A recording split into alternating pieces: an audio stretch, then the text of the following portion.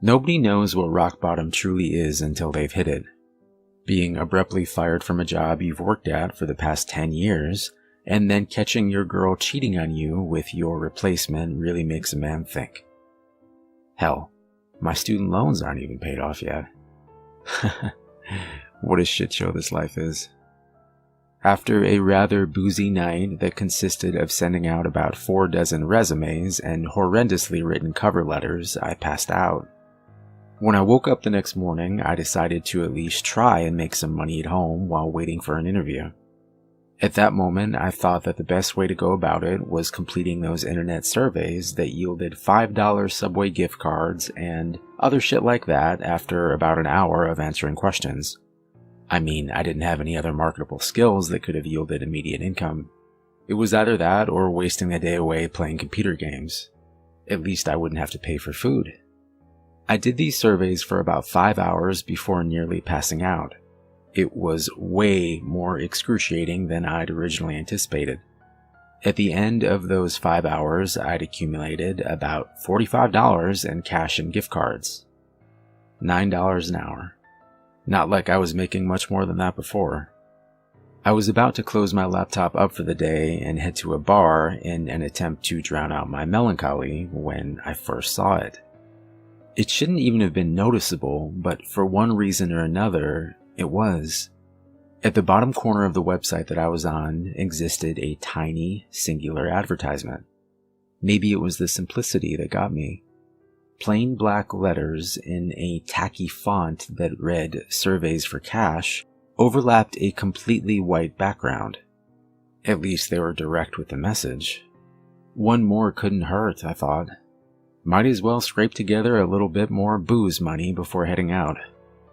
I sat back down, clicked on the picture link, and prepared myself to grind through some more painstaking inquiries. The first few questions were simple enough. I guess they weren't really questions, but more data collection. My name, age, and occupation. I thought it was kind of weird that they also asked my height and weight, but it wasn't unheard of. The first real question was a different story, though. I must have stared at it, eyes wide and mouth agape, for God knows how long. What the actual hell? In plain English, this is what popped up on my screen. How strong is your urge to currently look behind you? There were 5 options below, ranging from not at all to overwhelming. There was no feasible reason why I should have been afraid at that moment, but I was. I tightened my breathing, trying to make out any subtle noises behind me. There were none. After maybe about 5 minutes, I worked up the courage to look. There was nothing. I sighed in relief and scoffed at myself at the same time. This must have been some kind of joke. However, I decided to entertain it, answering neutral and clicking on to the next question. This is what it read. Why would you look behind you? I smirked. Funny. Before simply typing in a "I don't know" in the response box and once again clicking next. This was the third question. You're on a plane. Apart from you, there is only one passenger who is sitting somewhere behind you. At some point, you get up to go to the washroom and find that the man is gone. You check to see if he's in the only bathroom on the plane, but he isn't. What do? Again, I must have stupidly stared at it for nearly 10 minutes. Was this some kind of obscure personality test? I mean, it must have been, right? Right? I put the same answer that I used for the last question. I don't know.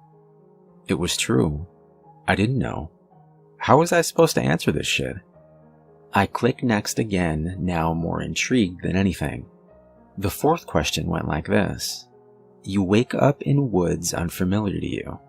It's nighttime, and the moonlight provides you with only slight visibility. About 30 feet away from you, there is a small, dimly illuminated cabin. The door is open, and a smiling woman is motioning for you to come in. Do you go? Explain why. The question wasn't necessarily weirder than the last one. So my conjecture that this was some kind of odd personality test was still feasible. I actually made an attempt to answer this one, something along the lines of going into the cabin because there's simply nowhere else to go. Once again, I click next. Probably shouldn't have. The questions started getting really messed up. They weren't too gory or explicit, not anything like that. They were just stranger, weirder, more psychologically disturbing. If you're wondering why the hell I kept going, I can't really give you an explicit answer to that.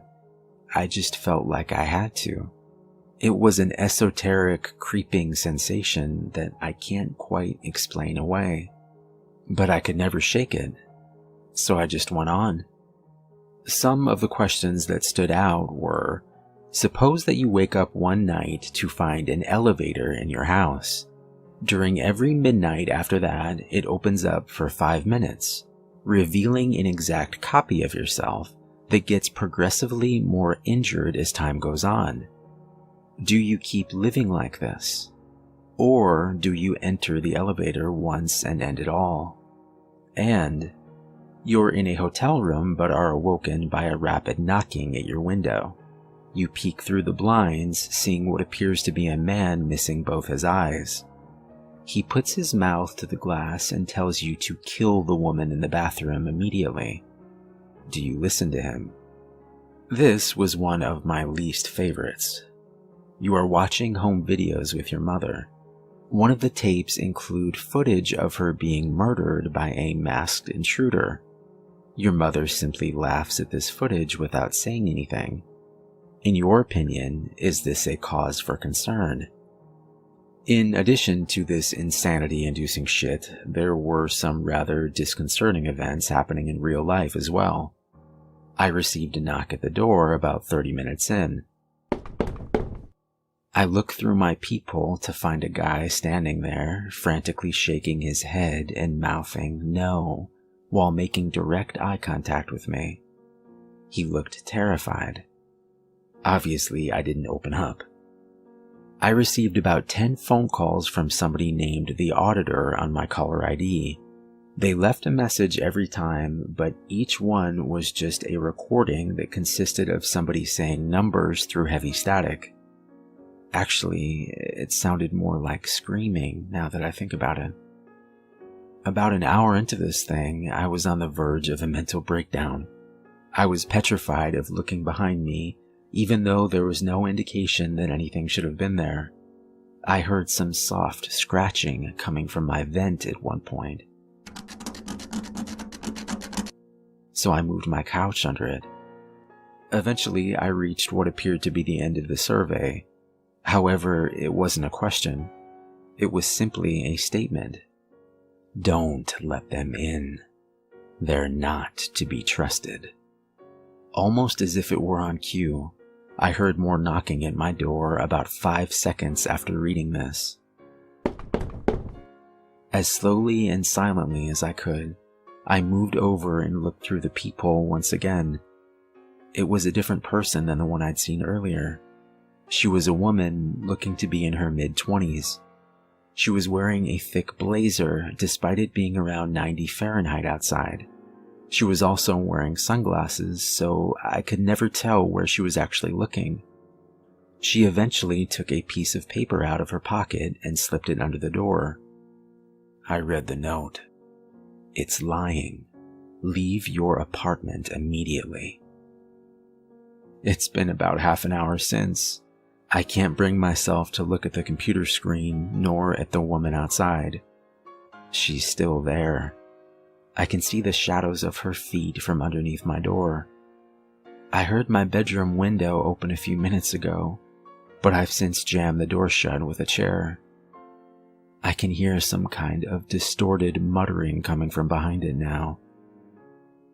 Maybe rock bottom wasn't so bad. But what the hell am I supposed to do here?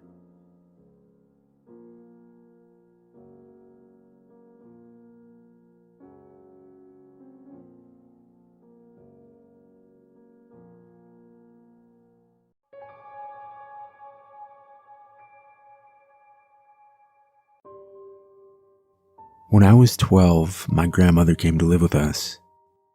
She wasn't ill, but at 89, my mother didn't want her living alone anymore.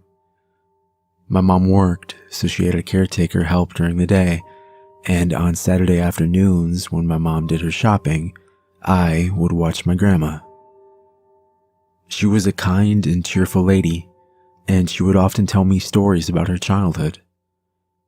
During this particular week, I had taken a book out of the library called Tales of Terror. That Saturday afternoon, we were in the living room folding a basket of clean clothes, and I happened to ask her, "What's the scariest thing you can remember?" She paused and sat back in her chair. "Well," she said, "when I was a girl, a little older than you, we lived in a small village. The only thing remarkable about it was the Abbey, about 4 miles outside the town, up on a hill. No one knew exactly how old it was, but it looked like it had been there forever. An order of nuns had taken up residence there, and with the help of workmen from the village, they had begun a restoration. When I was 14, I was hired to work in the kitchens. The Abbey was really the only source of employment for the village, and I was happy to have the work. My job was to clear the tables after meals, do the dishes, and sweep and mop the floors. Most days, I would quickly finish the dishes and use my sweeping as a reason to explore.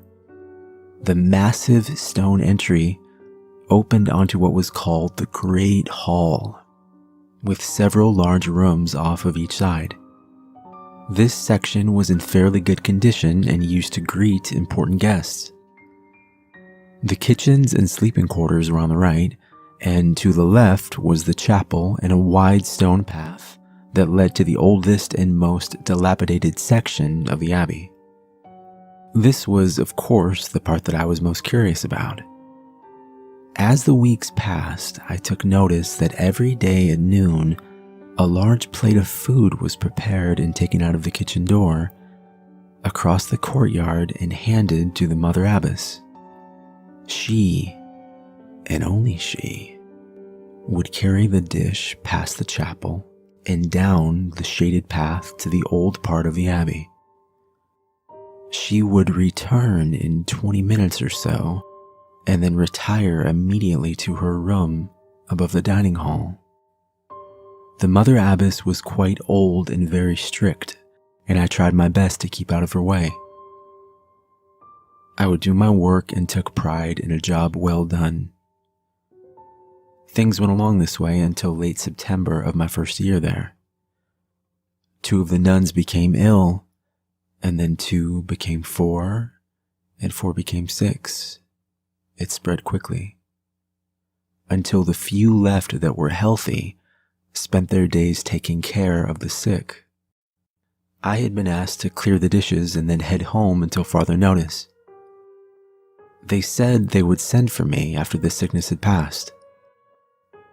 I finished my work and walked out into something I'd never seen before, a completely empty courtyard. I looked down the old stone path and thought, this may be my only chance. So I took a quick glance around and moved into the cool shadows of the walkway, up several steps and into the old wing of the Abbey. Outside, it was early afternoon, but in the dark stone hallway, it was twilight. Here, it was completely silent. I could hear my footsteps echo as I stepped slowly down the hall. The passage went on for a while, and it ended at the base of a narrow stairwell. Going up, I felt the curving stone walls with my hand. At the top of the stairs, the hall branched out in 3 directions. I considered retreating, worried I would get lost. That was when I saw the footsteps, clearly marked in the thick dust of the floor. So I followed, down the hallway to the left, up another stairway so narrow that only one person could fit. At the top of the stairs, there was only a landing with 2 heavy oak doors on either side, directly opposite each other. The doors each had a small barred window about 12 inches wide. That was when I heard the whispering. It was a constant volley of words, spoken with urgency.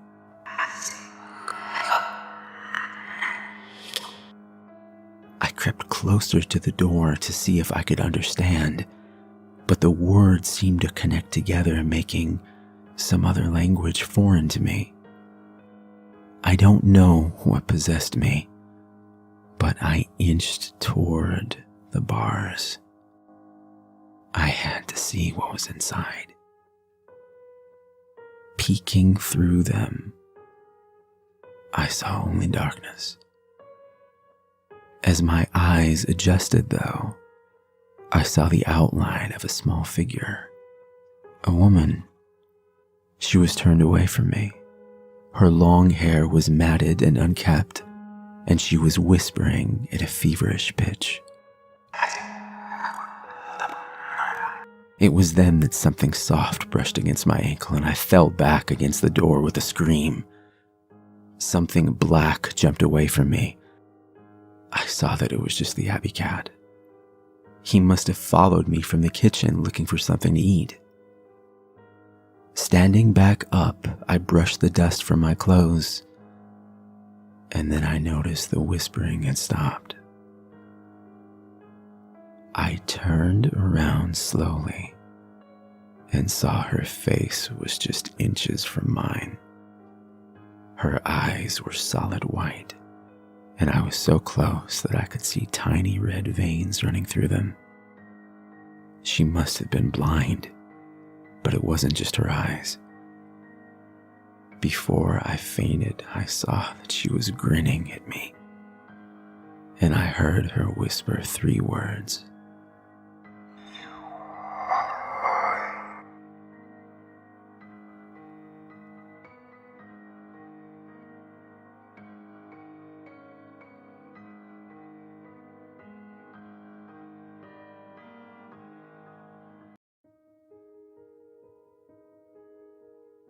We played till we died, and now we're all dead. Graveyard Train. I saw them last night. I'm the main keeper and partial owner of a small cemetery on the East Coast. My job is to make sure things go smoothly.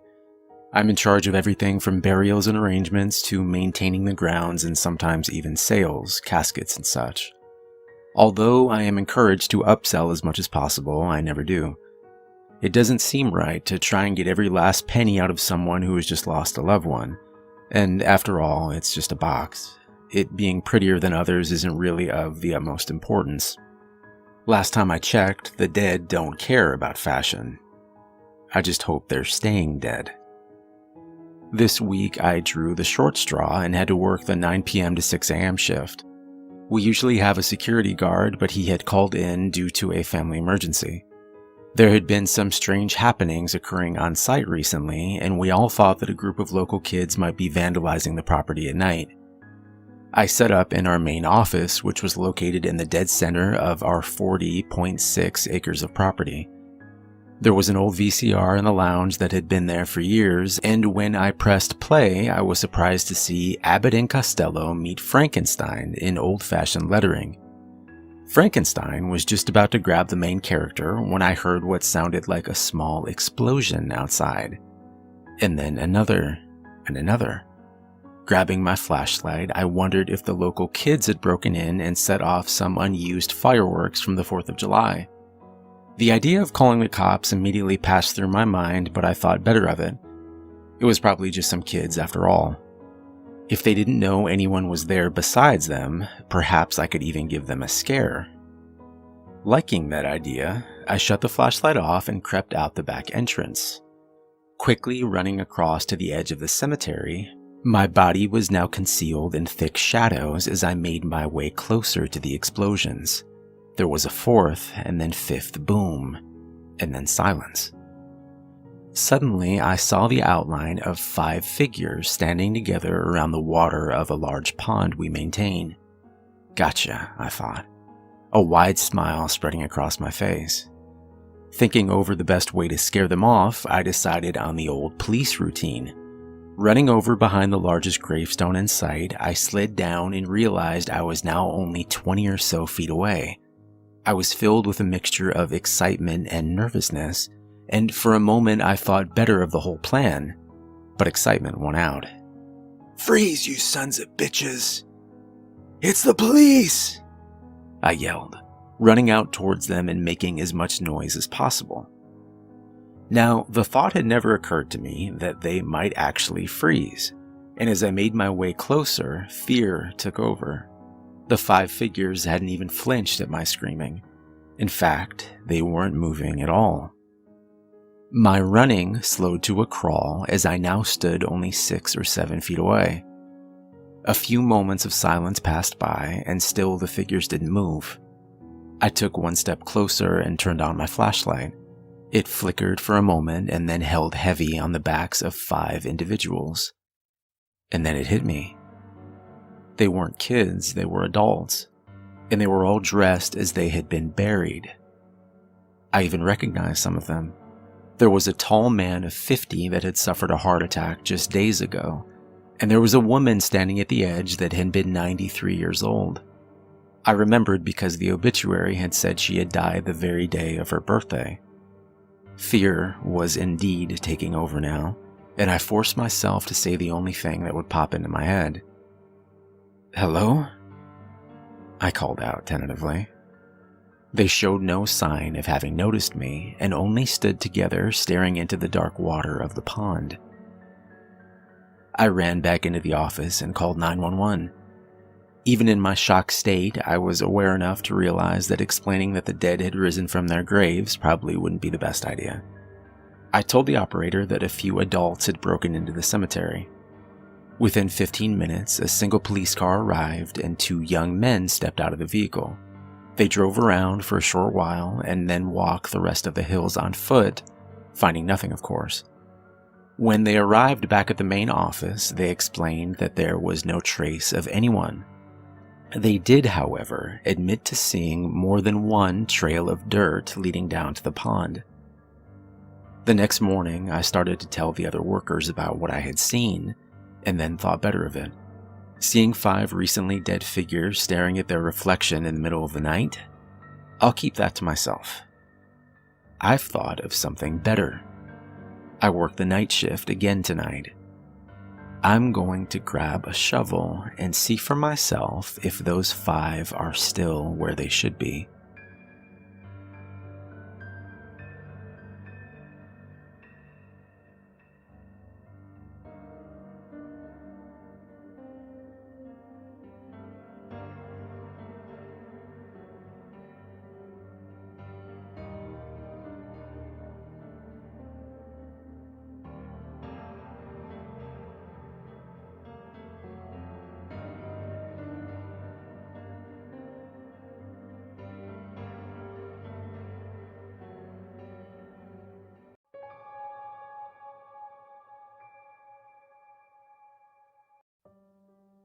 I don't know when you're going to read this, but I can tell you when it started.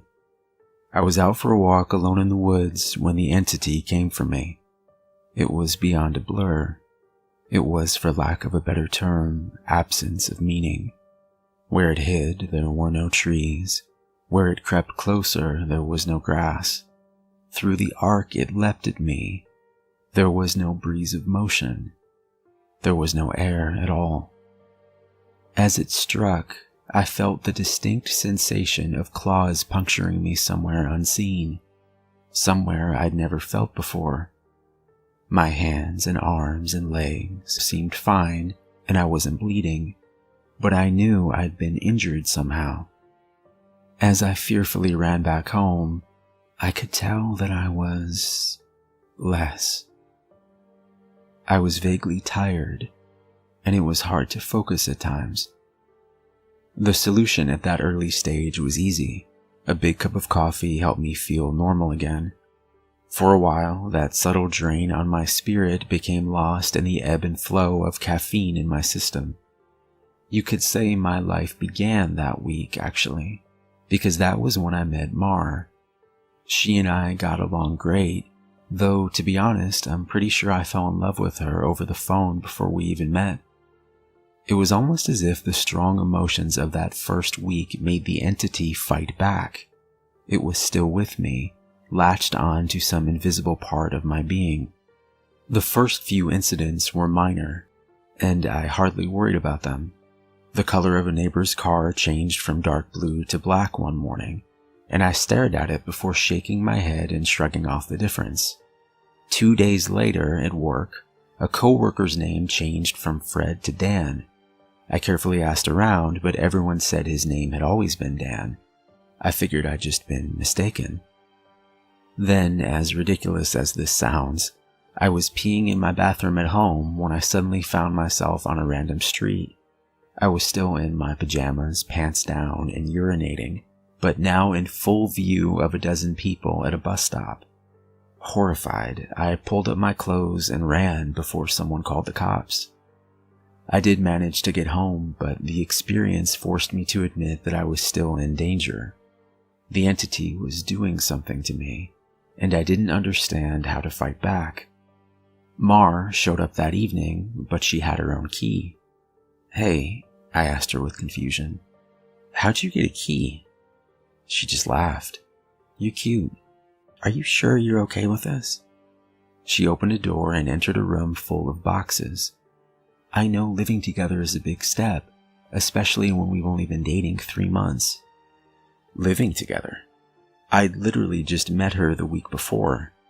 Thing was, my mother had always called me a smart cookie for a reason. I knew when to shut my yap. Instead of causing a scene, I told her everything was fine, and then I went straight to my room and began investigating. My things were just as I had left them, with no sign of a 3-month gap in habitation. But I did find something out of the ordinary. The date. I shivered angrily as I processed the truth. The entity had eaten 3 months of my life. What the hell was I facing? What kind of creature could consume pieces of one's soul like that?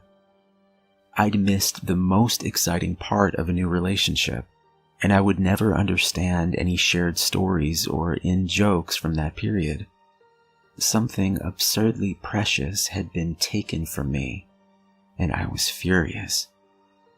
That fury helped suppress the entity. I never imbibed alcohol. I drank coffee religiously. I checked the date every time I woke up. For 3 years, I managed to live each day while observing nothing more than minor alterations. A social fact here and there, someone's job, how many kids they had, that sort of thing. The layout of nearby streets, the time my favorite television show aired, that kind of thing. Always, those changes reminded me that the creature still had its claws sunk into my spirit. Not once in 3 years did I ever let myself zone out. One day, I grew careless.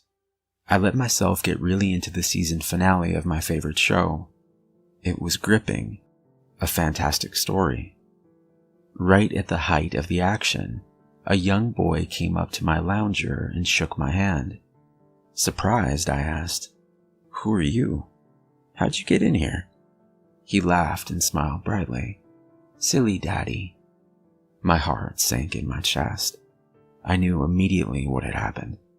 After a few masked questions, I discovered that he was 2 years old, and that he was my son. The agony and heartache filling my chest was nearly unbearable. Not only had I missed the birth of my son, I would never see or know the first years of his life. Mar and I had obviously gotten married and started a family in the time I'd lost, and I had no idea what joys or pains those years contained. It was snowing outside. Holding my sudden son in my lap, I sat and watched the flakes fall outside. What kind of life was this going to be if slips in concentration could cost me years? I had to get help.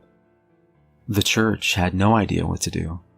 The priest didn't believe me and told me I had a health issue rather than some sort of possession. The doctors didn't have any clue. Nothing showed up on all their scans and tests, but they happily took my money in return for nothing. By the time I ran out of options, I decided to tell Mar. There was no way to know what this all looked like from her side. What was I like when I wasn't there? Did I still take our son to school? Did I still do my job? Clearly I did, because she seemed to be none the wiser. But I still had a horrible feeling that something must have been missing in her life when I wasn't actually home inside my own head.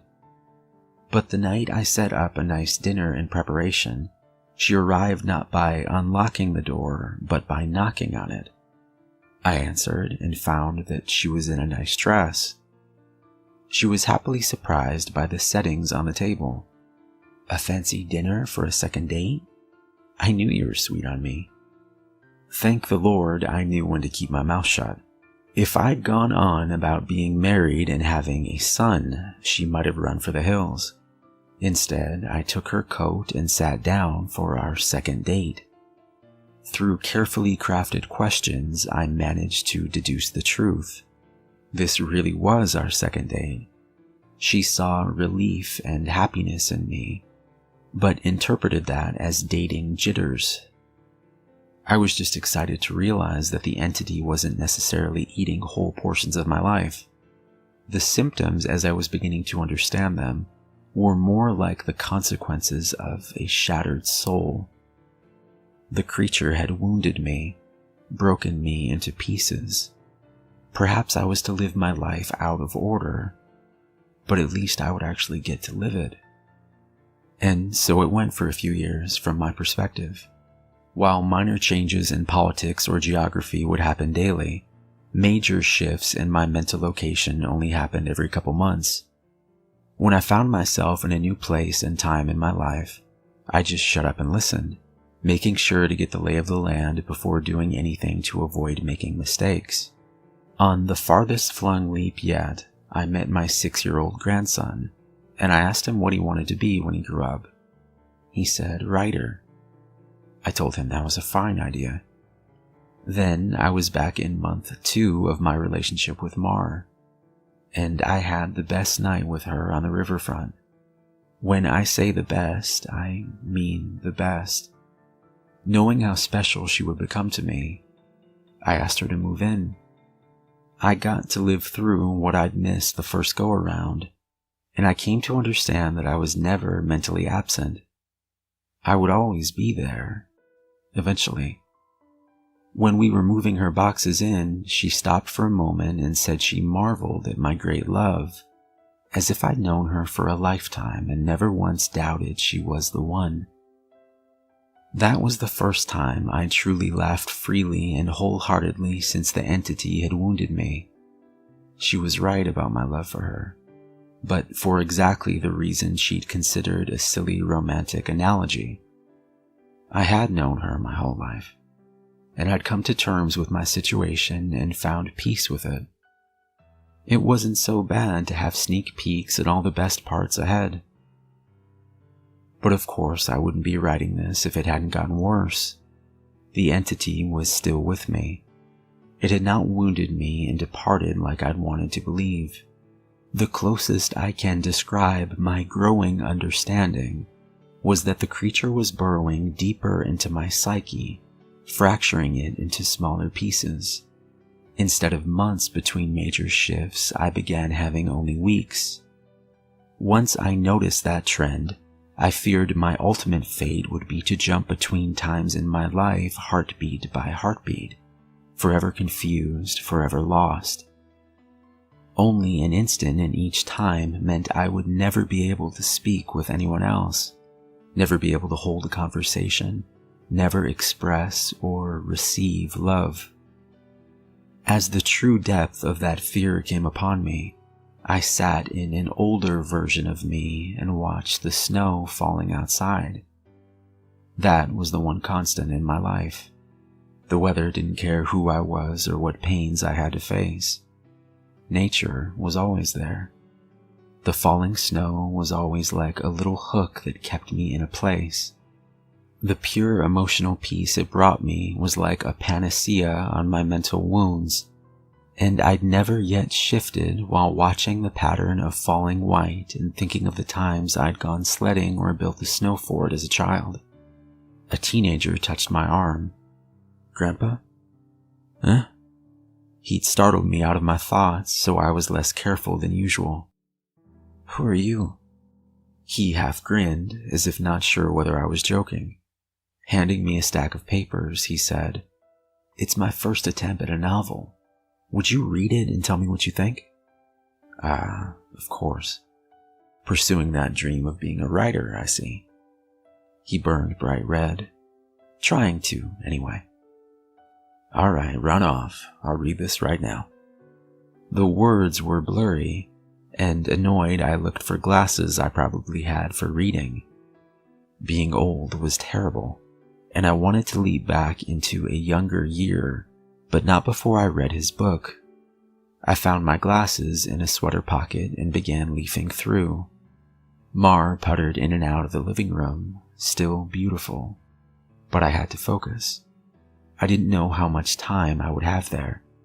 It seemed that we had relatives over. Was it Christmas?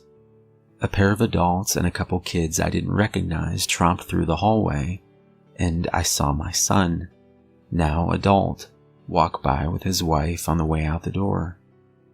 As a group, the extended family began sledding outside. Finally, I finished reading the story and I called out for my grandson. He rushed down the stairs and into the living room. "How was it?" "Well, it's terrible," I told him truthfully. "But it's terrible for all the right reasons. You're still a young man, so your characters behave like young people. But the structure of the story itself is very solid." I paused. I didn't expect it to turn out to be a horror story. He nodded. "It's a reflection of the times. Expectations for the future are dismal, not hopeful like they used to be." "You're far too young to be aware like that," I told him. An idea occurred to me. "If you're into horror, do you know anything about strange creatures?" "Sure. I read everything I can. I love it." Warily, I scanned the entrances to the living room. Everyone was busy outside. For the first time, I opened up to someone in my life about what I was experiencing. In hushed tones, I told him about my fragmented consciousness. For a teenager, he took it well. "You're serious?" "Yes." He donned the determined look of a grown man accepting a quest. "I'll look into it, see what I can find out. You should start writing down everything you experience, build some data. Maybe we can map your psychic wound." "Wow. Sounds like a plan." I was surprised. That made sense, and I hadn't expected him to have a serious response. "But how will I get all the notes in one place?" "Let's come up with somewhere for you to leave them," he said, frowning with thought. "Then I'll get them, and we can trace the path you're taking through your own life. See if there's a pattern." For the first time since the situation had gotten worse, I felt hope again. "How about under the stairs? Nobody ever goes under there." "Sure." He turned and left the living room. I peered after him. I heard him banging around near the stairs. Finally, he returned with a box, laid it on the carpet, and opened it to reveal a bursting stack of papers. He exclaimed, "Holy crap!" But of course, being a teenager, he didn't really say crap. Taken aback, I blinked rapidly, forgiving his cussing because of the shock. "Did I write those?" He looked up at me in wonder. "Yeah, or you will. You still have to write them and put them under the stairs after this." He gazed back down at the papers, then covered the box. "So you probably shouldn't see what they say. That could get weird." That much I understood. He gulped. "There are like 50 boxes under there, all filled up like this. Deciphering these will take a long time." His tone dropped to deadly seriousness. "But I'll save you, Grandpa." because I don't think anyone else can. Tears flowed down my cheeks then, and I couldn't help but sob once or twice. I hadn't realized how lonely I'd become in my shifting prison of awareness, until I finally had someone who understood.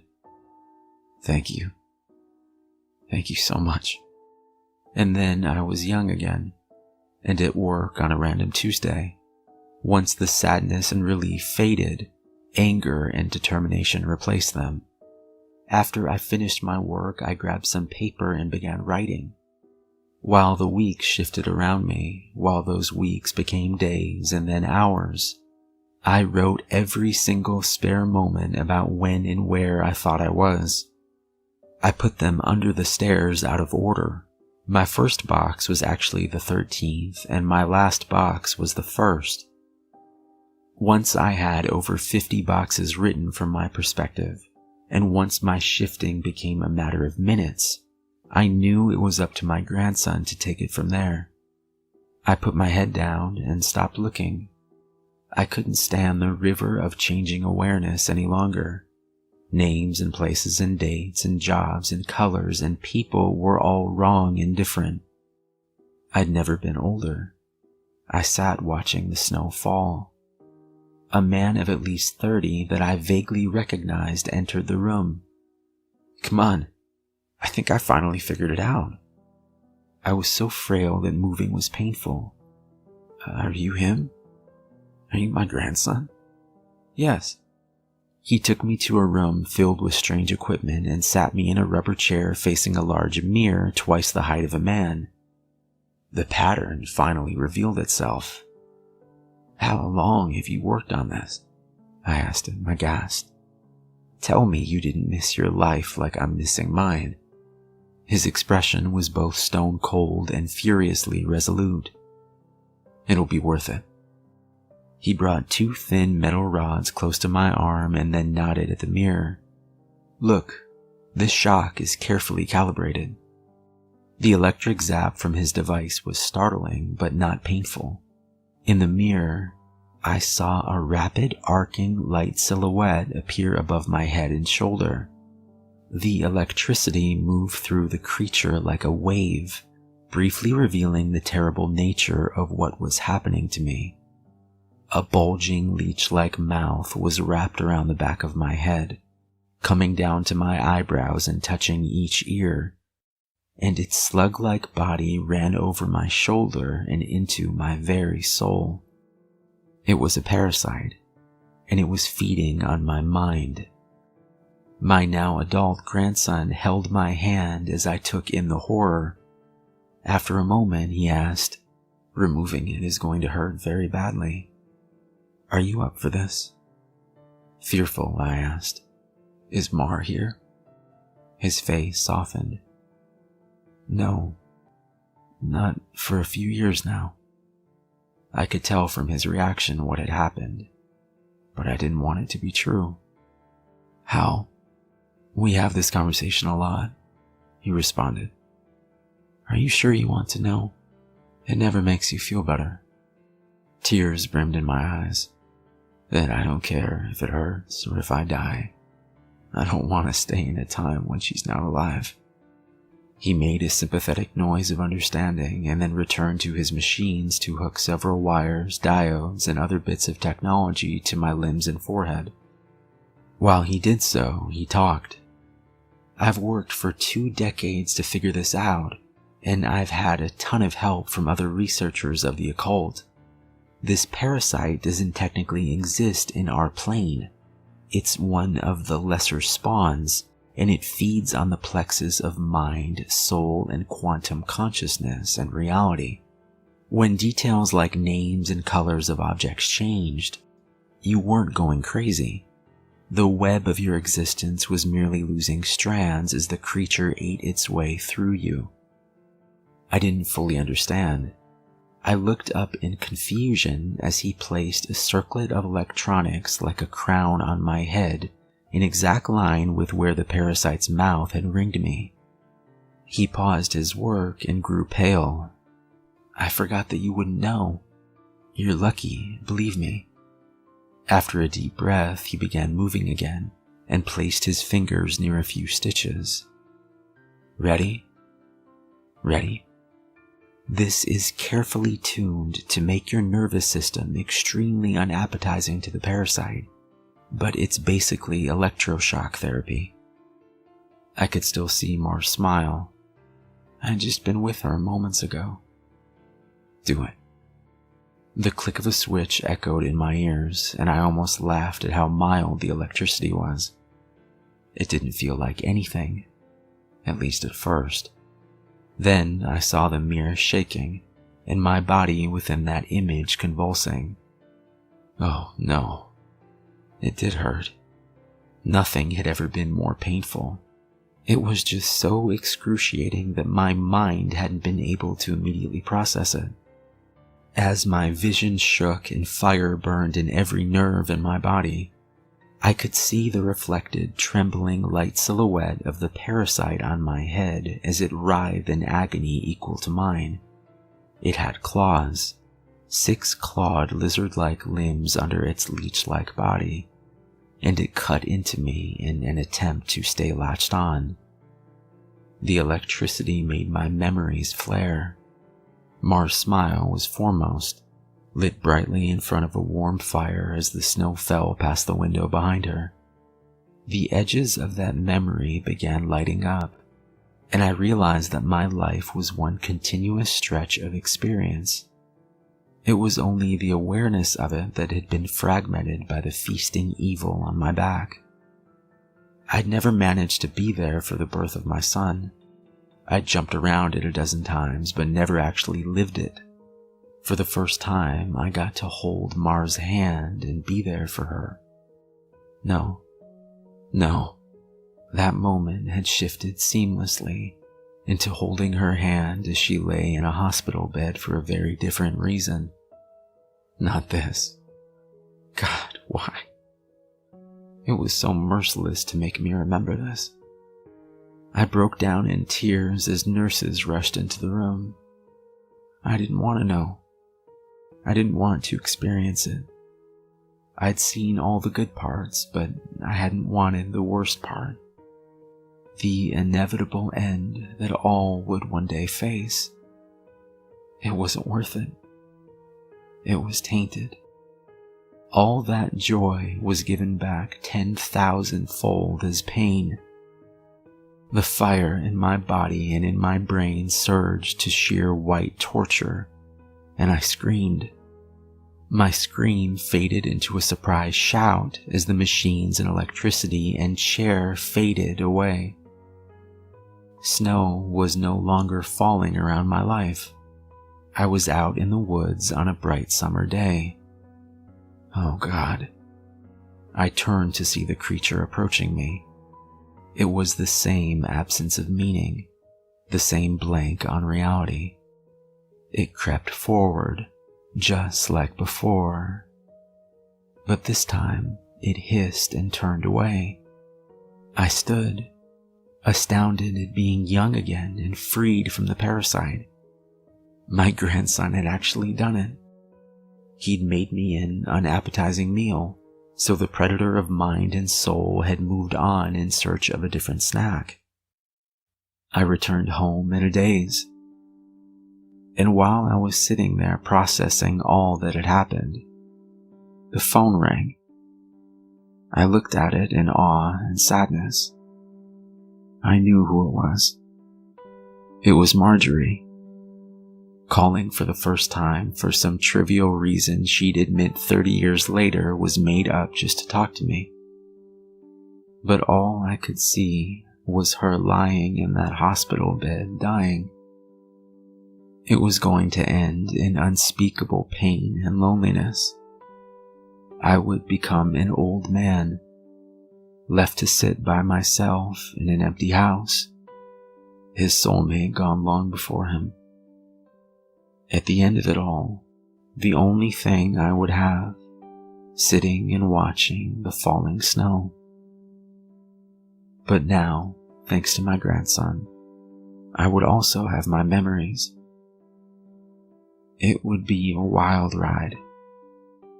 no matter how it ended. On a sudden impulse, I picked up the phone. With a smile, I asked, "Hey, who's this?" Even though I already knew.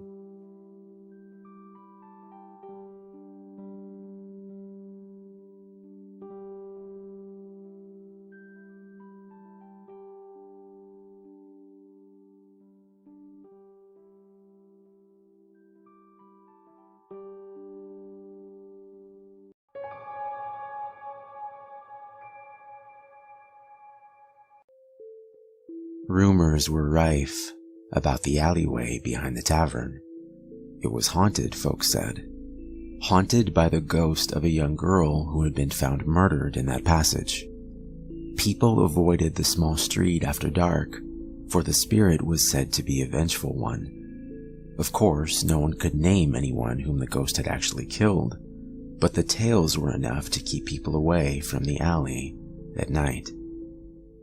Fortunately for the owners of the tavern that backed onto the alley, their front door faced a well-lit road, and so business was not slack. Then one night, while the tavern was full of drinkers, a nasty character named O'Hare wandered into the bar. Women and children were not safe in his presence, but especially not women. After O'Hare had consumed far too much alcohol, he suddenly announced to the bar that he'd seen a pretty young thing in the alley out back of the tavern. The bartender froze in the middle of polishing a glass. No one said a word, but everyone was thinking about the ghost of the vengeful young girl. Everyone in the bar looked down at his or her glasses as he stumbled to his feet. No one made a move to stop him, and there were quiet whispers of, "He deserves what's coming to him," as O'Hare left the building.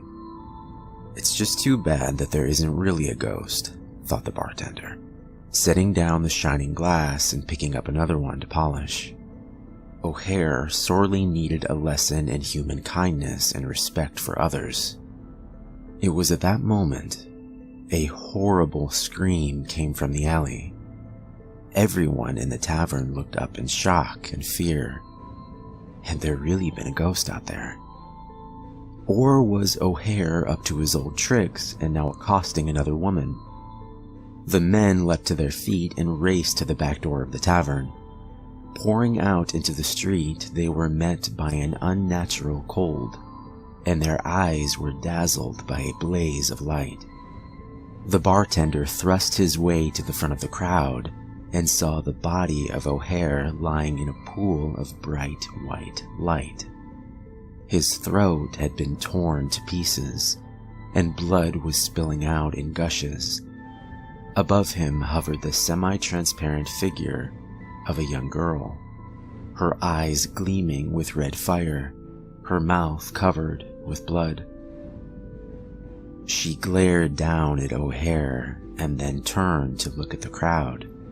The specter licked the blood from her lips, her eyes on the bartender's neck. Then she vanished, taking the light with her. At their feet, O'Hare gasped out his last breath and died. The local authorities were summoned to deal with the body of O'Hare. They were skeptical, but there were many eyewitnesses.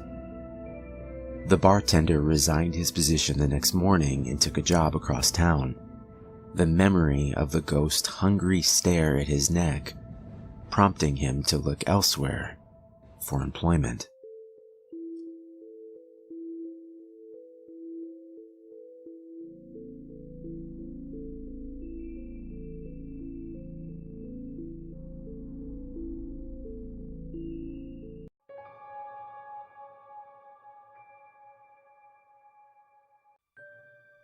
Maybe you've heard the story of the witch and the evil that followed her.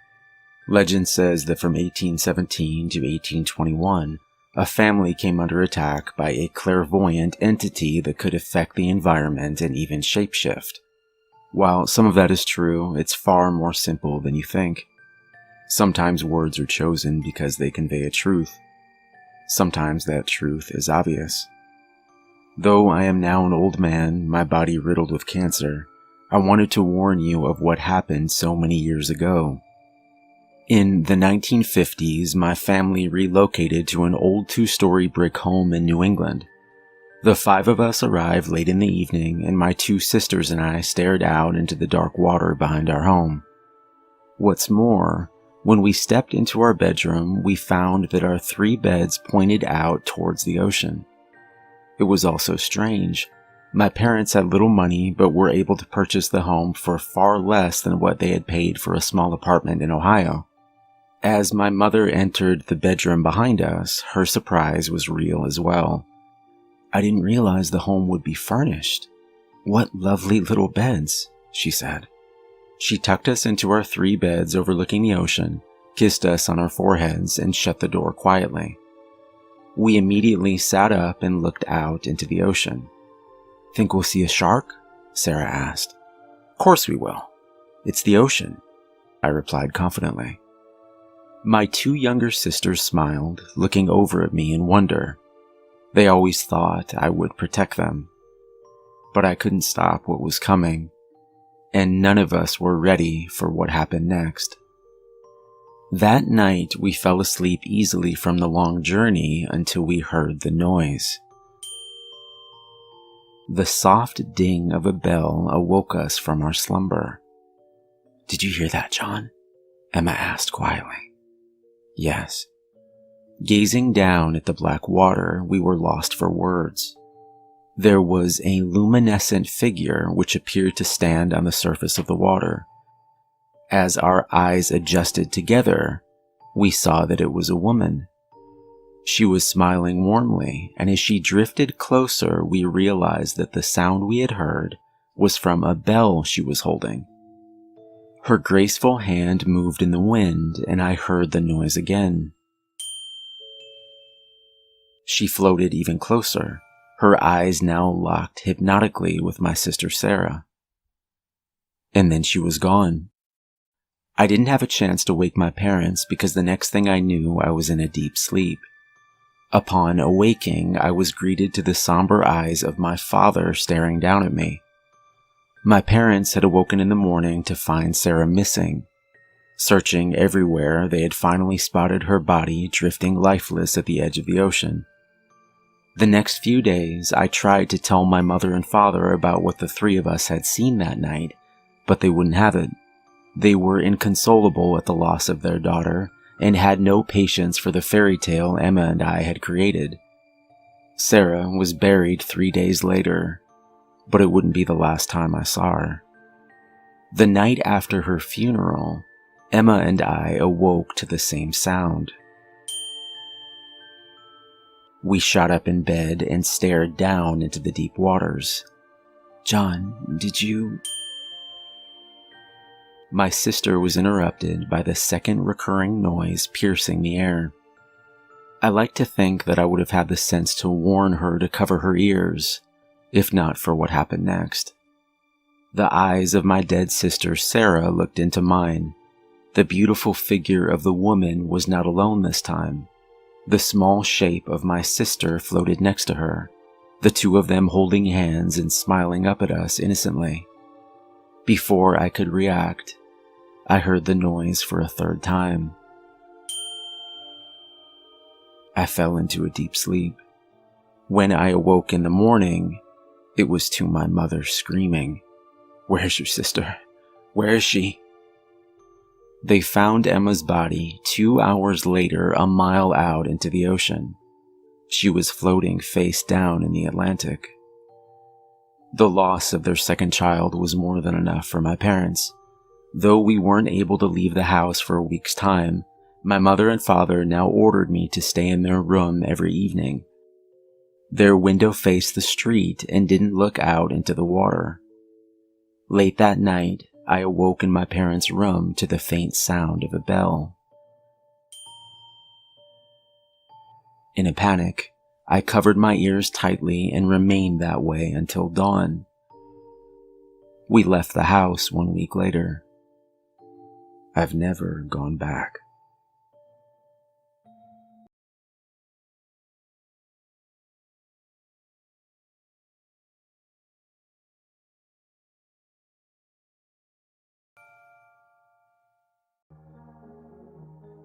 I can't say exactly why the sight of a mysterious black hole in my ceiling didn't make me run like hell, but it didn't. Instead, as I watched the hole grow slowly day by day over the past 4 months, I was filled with a sense of excitement, maybe even wonder. Somehow I knew something was going to emerge out of the darkness. I just didn't expect to see what I did. How could I have known then what I know now?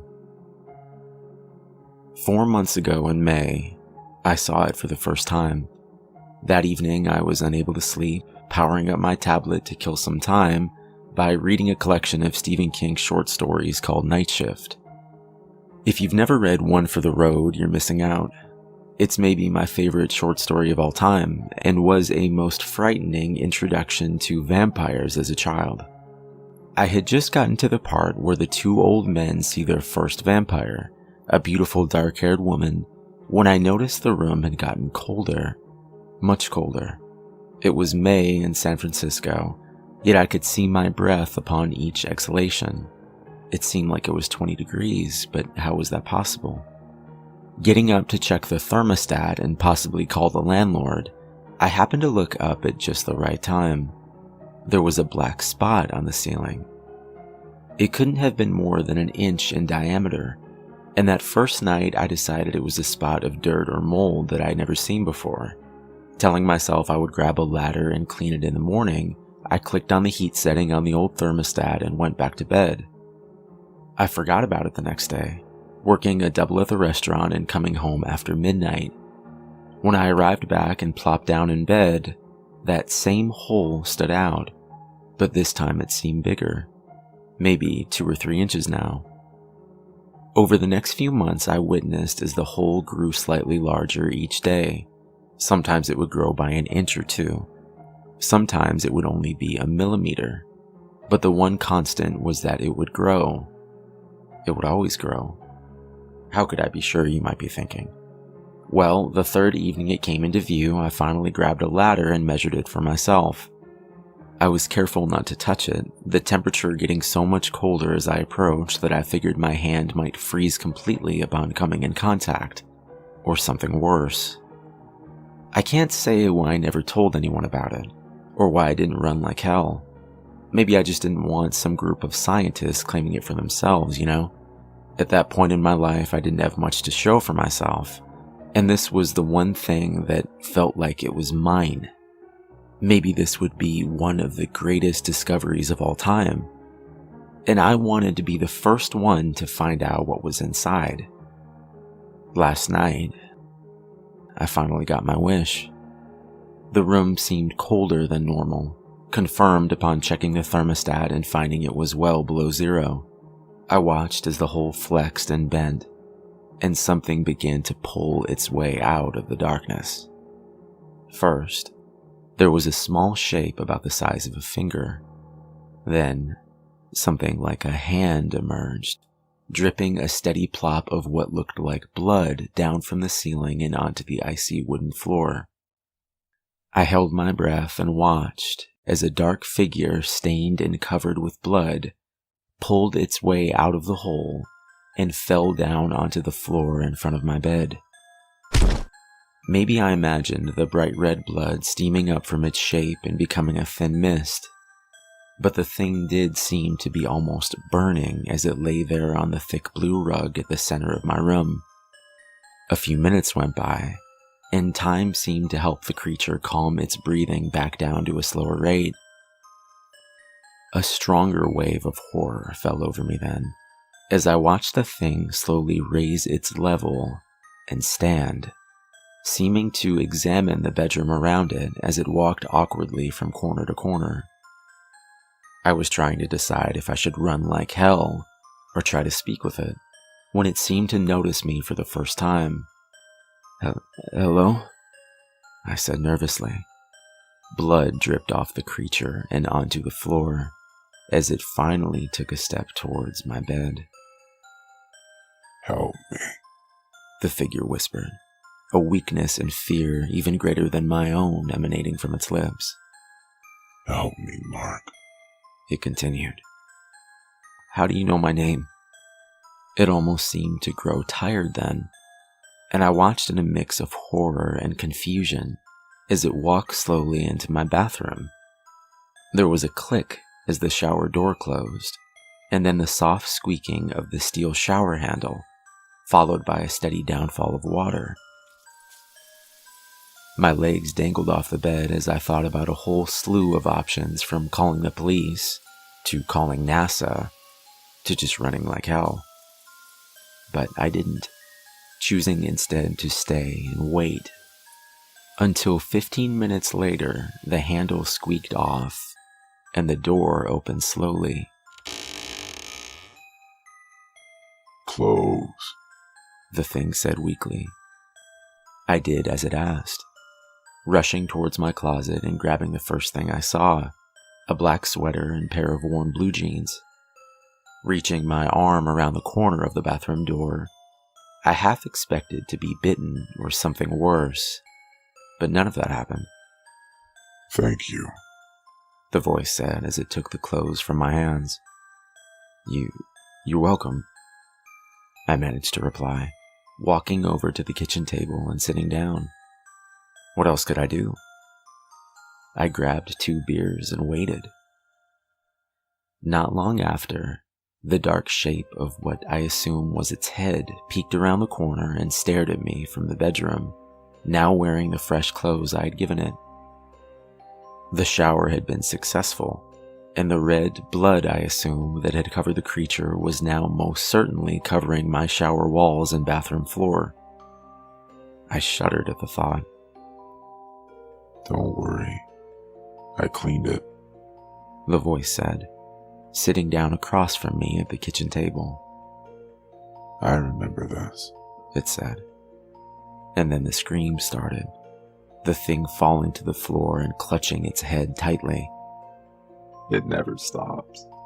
It never stops," it said painfully, perhaps more to itself. If I've left out the description of the creature, well, that's because at first I couldn't think of the words. It seemed to be absent of color. Completely black would be the best description, I suppose. But don't they say that black holes aren't really black? The figure's absence of color had been a stark contrast to the darkness, even when the lights had been off completely. From its size and shape, it appeared to have the general stature of a man. The clothes above it almost made it appear human. Well, sort of.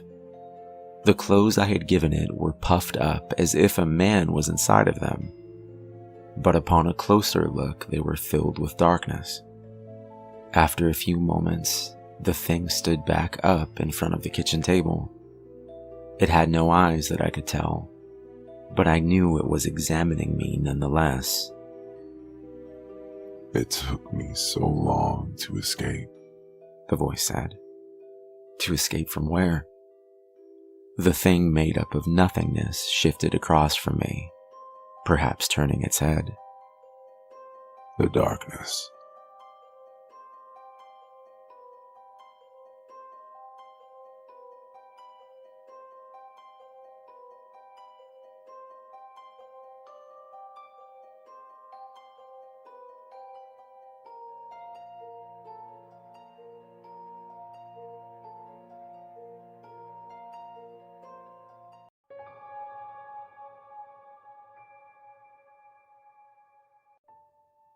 The conversation was normal until one of the speakers suffered a sudden and violent death.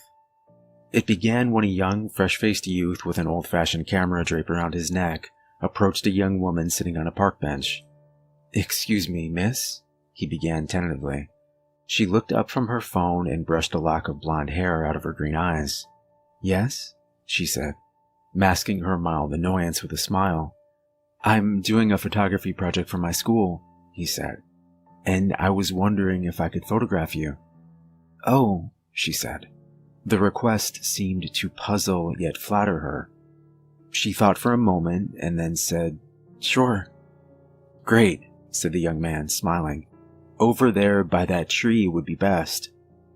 The woman gladly obliged, and the two strode over to the tree together, where the woman posed somewhat awkwardly with a smile that was almost genuine. "Actually," the young man said, "would you mind moving over a couple feet to the left?" "Just here?" the woman asked, shuffling over a couple feet. "Just a bit more," he said. She moved over a few more inches and smiled. Two things happened at once. The camera flashed, and the young woman's head exploded into a bloody pulp. Suddenly, the world's volume was turned down. My heart pounded in my ears. The woman's body went limp and sank to the grass, spilling blood from her neck in a torrential fountain. The bystanders screamed, and my hands fumbled for my phone to dial 911. My hands were shaking badly, and I almost dropped the phone into the grass. After I dialed, I held the ringing phone to my ear and looked up. The young man was nowhere to be seen.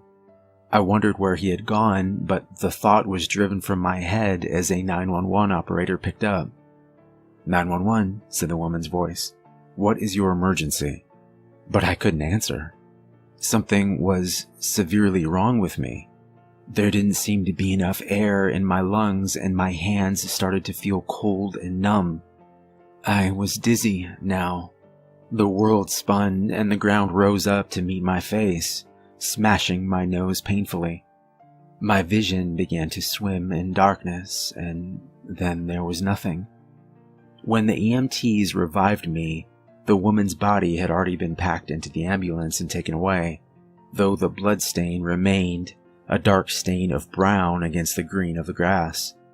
The EMTs said I'd had a panic attack and passed out. The police took my statement and they sent me home, numb with shock. A few weeks later, I found out that the woman had been hit by a stray bullet from someone shooting cans in their backyard a mile away. It was a 1 in a million shot, they said. A week later, I saw the young man again. He wore the exact same clothes, had the exact same haircut and cheerful grin, and the same old-fashioned camera was draped around his neck. I saw him by chance through the window of a restaurant, chatting up an elderly couple who sat in a corner booth. The silent, smiling conversation did not last long before the young man convinced them to get up and move to another booth. He lifted his camera to his face, and nothing happened.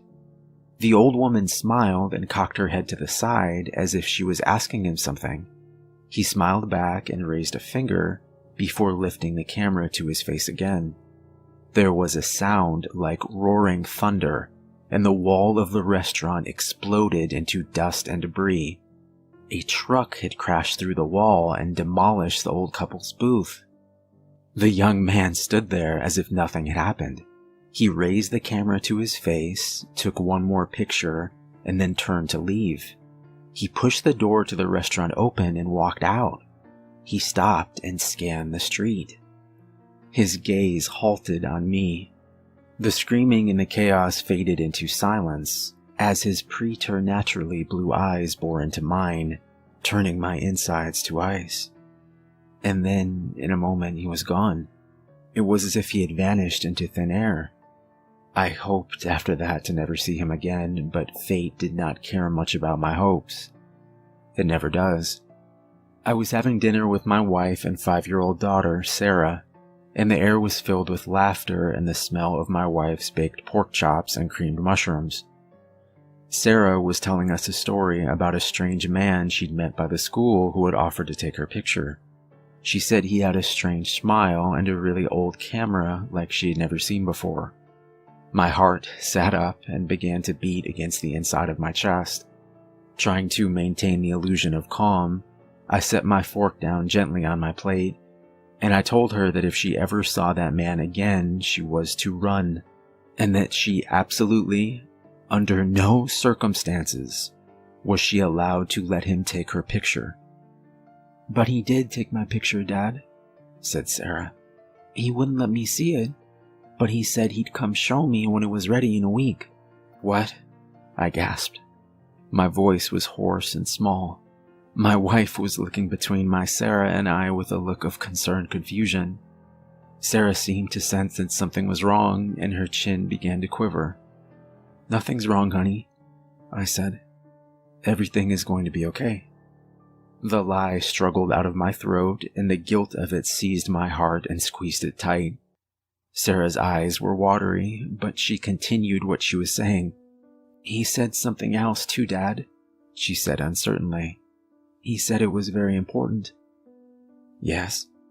"He said he wouldn't develop my picture if you let him take yours. In the park tomorrow at noon."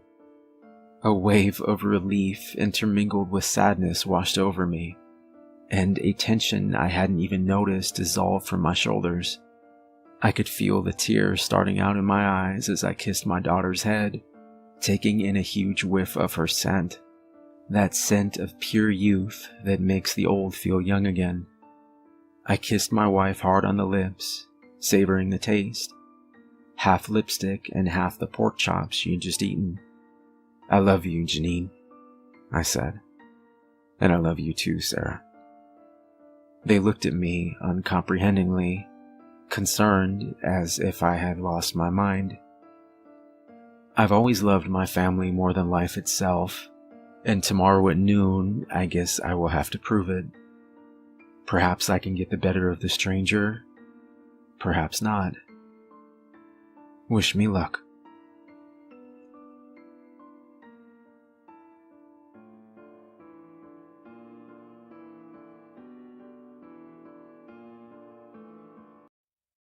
You can run on for a long time. Sooner or later, God'll cut you down. Johnny Cash. "I can't stop," Scott yelled over at me, the yellow Mustang screaming down the Pacific Highway and braking 100 miles per hour. He slammed his foot down to the floor again and again. Nothing. It must have cut the lines," he continued, the panic in his eyes increasing. 107. Fuck. I don't want to die like this, man." I looked over at his terrified eyes and back up through the clear glass. The shocked face of an 8-year-old little boy rushed past us as we continued to pick up speed. 116 miles per hour now. And for the briefest of moments, the pulse of the adrenaline rushing through my body cleared, and a feeling of euphoria washed over me. This felt like a video game, and Scott was pretty damn good at it. An elderly couple, or at least I think they were, in a white van changed lanes without seeing us, and it almost ended for all 4 of us right then and there. "Jesus," Scott said under his breath, managing to pull the wheel to the left and barely avoid them while somehow not flipping the car. 125. The euphoric feeling dissipated and the adrenaline pumped back into my heart.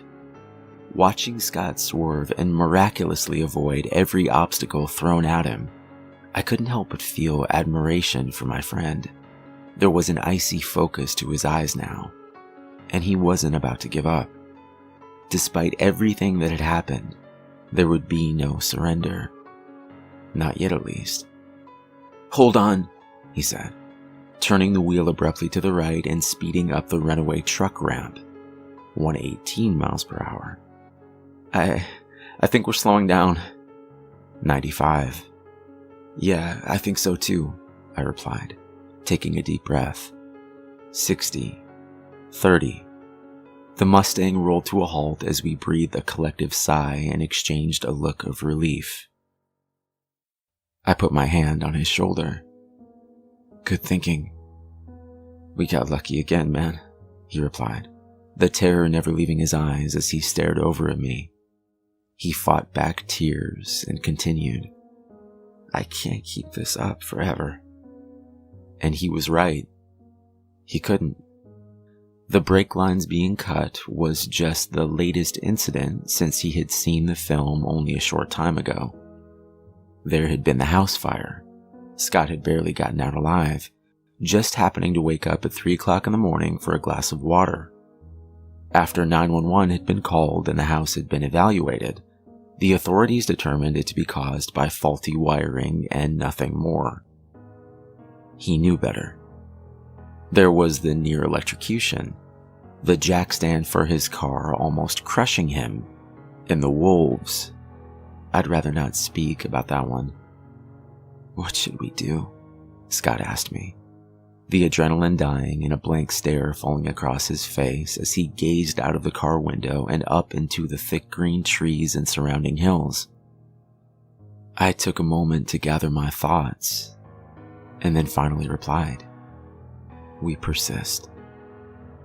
His exhausted body turned towards me as he dug into his left breast pocket and pulled out a cigarette. He nearly dropped it before gripping the steel handle tighter, flicking the flame and taking a slow drag. "You're right. We'll figure this out." Scott smiled. "Thanks for being here, Dan. If you ever want to leave," I interrupted. "I'm here with you till the end," I replied.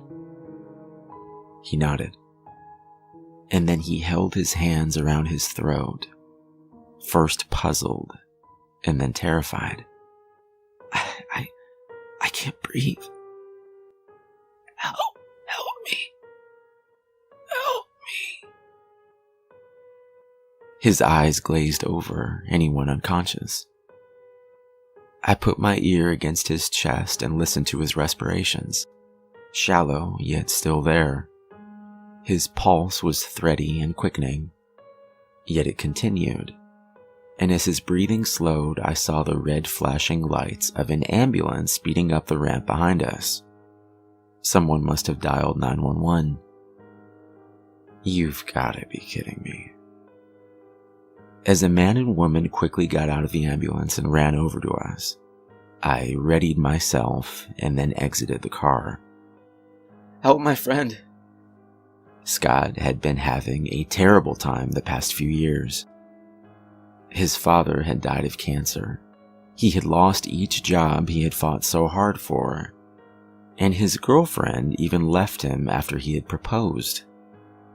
I had no choice but to kill her later on and bury her body in the hills.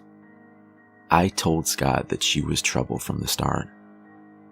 I didn't tell the two medics why he had passed out, and I certainly wasn't going to explain how I had laced the cigarette with poison this morning while he slept. I know what you're thinking, and yes, it was supposed to be painless. I just wanted to end his pain. In a way, death had been after Scott. Watching the two medics work desperately to save him, I found a grin falling over my face. He had never shown this type of resilience before, and it was impressive. Still, he had been through too much, and I didn't want him to struggle anymore. And it wasn't like I was just being selfish. With every attempt at Scott's life, I had been planning to die with him as well. That's what friends are for. Yet, each time he had made it. Sure, he survived the fire and what happened before. Yes, he had gotten lucky after I had cut the brake lines. And maybe he would even be saved by the paramedics in these bright green hills before the poison spread completely through his lungs and then into his heart. But I'll get him one of these days. They say you have to make a goal, and no matter what, persist. Well, there's always tomorrow.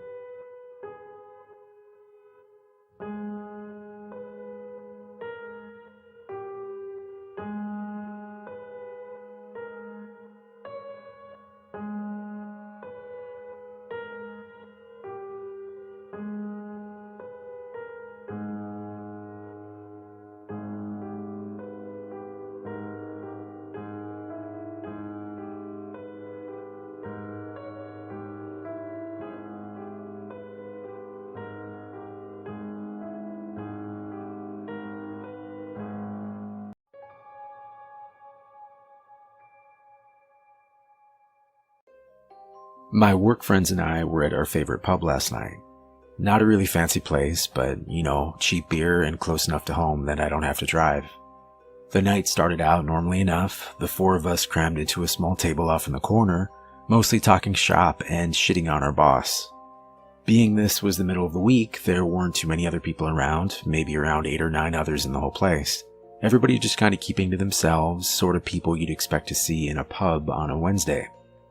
Anyway, from where I'm sitting, I have a pretty good view of the TV behind the bar. Jesse the bartender is kind of lazily flipping through channels and passes by our local news channel.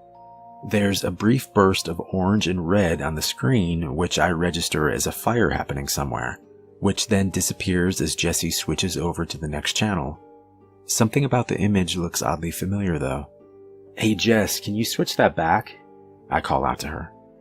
The news comes back on, and suddenly I recognize the building in the frame. It's my building. And it's burning. "Holy shit," I say, loudly enough that a few people follow my gaze to the television. That's my apartment. The crowd in the bar falls kind of quiet, everybody staring up at the screen now. The screen shows a wide shot of the outside of my building. The camera must be set up on the north end of the block because I recognize a lot of shops on the ground floor. Property management, dry cleaner, convenience mart, etc. The top left corner of the building is aflame. It's not a huge fire by any means, but it looks like a few units between the top 4 floors or so have already been engulfed by the flames. "Jesus, man," one of my coworkers says. That sucks." There's an uncomfortable murmur of agreement that passes around the table. I mean, I don't blame them. I wouldn't know what to say in this situation either. "Yep," I agree, just as awkwardly. Thankfully, my apartment is only about halfway up and located on the west side of the building. I cross my fingers, hoping my stuff will be okay. The camera cuts to a reporter on the scene. He's standing a little farther away, looking at the shops in the background. I can tell he's across the street on the northwest corner of the building. "Firefighters are expected on the scene any moment," he's saying, "and hopefully they'll be able to contain this horrible inferno before it spreads any farther. As I was saying before, it's very fortunate that everyone was able to evacuate the building before things got too bad, or who knows what tragic events may have unfolded." "He's really laying it on thick," my other coworkers joked. I chuckle a bit. All things considered, at the moment, it really didn't seem all that bad. But then, a few moments later, hang on," the reporter on TV says. "We're getting some updated information. It seems, hang on one moment while we readjust the camera." The previously locked down camera starts to shift, the angle focusing on an area of the building about halfway up the west side. All the lights in the building are out except for one. I feel a weird creeping sensation as I start counting the windows from the bottom. 5 up, 2 over. That's my place. I swore I turned that light out, I think at first. Then I see it. There's a person standing in my window. The camera is zoomed out too far to make out any features, but it definitely looks like a man, and it's definitely standing in my apartment. I watch, petrified, as the camera zooms in closer. The reporter babbling on about the overlooked, ill-fated soul still trapped in the blazing such and such. As the image gets closer, I start to make out more details. The person is dancing. Or something. I don't really know how to describe it, but he's moving around a lot, and everything he's doing has this bizarre rhythmic quality to it. He starts waving his arms in the air, back and forth, and then he's waving them up and down at his sides. Then he's banging both fists on the glass. Then he's waving his arms over his head again, back and forth, back and forth. Everything he's doing is to the exact same tempo. 1, 2, 3, 4, 1, 2, 3, 4. He starts jumping up and down, waving his arms over his head like he's trying to get someone's attention from a long distance. But everything is to the exact same rhythm, over and over again. 1, 2, 3, 4, 1, 2, 3, 4. "What the fuck?" I say, my voice a hoarse whisper. And then the camera gets a little closer, and finally we can make out the person's features. It looks almost exactly like me. It's wearing the exact same clothes that I'm wearing now, clothes I changed into moments before leaving the apartment earlier. Its face looks almost exactly like mine as well, except for its eyes. Its eyes are far too big for a normal person. It also has this almost comical look of horror on its face. I don't even know how to describe it. Imagine if someone were pretending to look scared, but as a joke. It would have almost seemed funny if the circumstances were different, but instead it was just extremely unnerving. No one in the bar is talking now. Everyone is fixed on the TV. The person is still swaying and waving around, beating its hands on the glass or jumping in circles. I almost don't hear the reporter mention the fact that firefighters have rushed into the building and are now heading for my floor. Oh God, I think, without really understanding what was happening. Please don't go in there. I stare transfixed at the screen. From this angle, you can just barely see the top of my front door through the window, not too far behind where this creature is flailing about. Right now, it's holding its face in his hands and shaking its head from side to side as if saying no. Suddenly, the door behind it bursts open as presumably the firefighters have entered my apartment. The creature stops moving. For a second, I see its expression change. The comical look of horror is gone, replaced by a huge smile filled with enormous pointed teeth. Then the lights go out. We all just sat there, staring at the screen as the camera slowly zoomed out from the now dark window. No one says anything as we all quietly pay our bill and leave. I went directly to my sister's place across town and asked to stay with her. I told her there was a fire at my apartment and that's it. When I tried to find footage from the news online later that night, it seemed like they had edited that last part out. I don't know if any of you on the subreddit know what that thing was, but I hope they didn't put out that fire. I hope they let the whole damn place burn to the ground.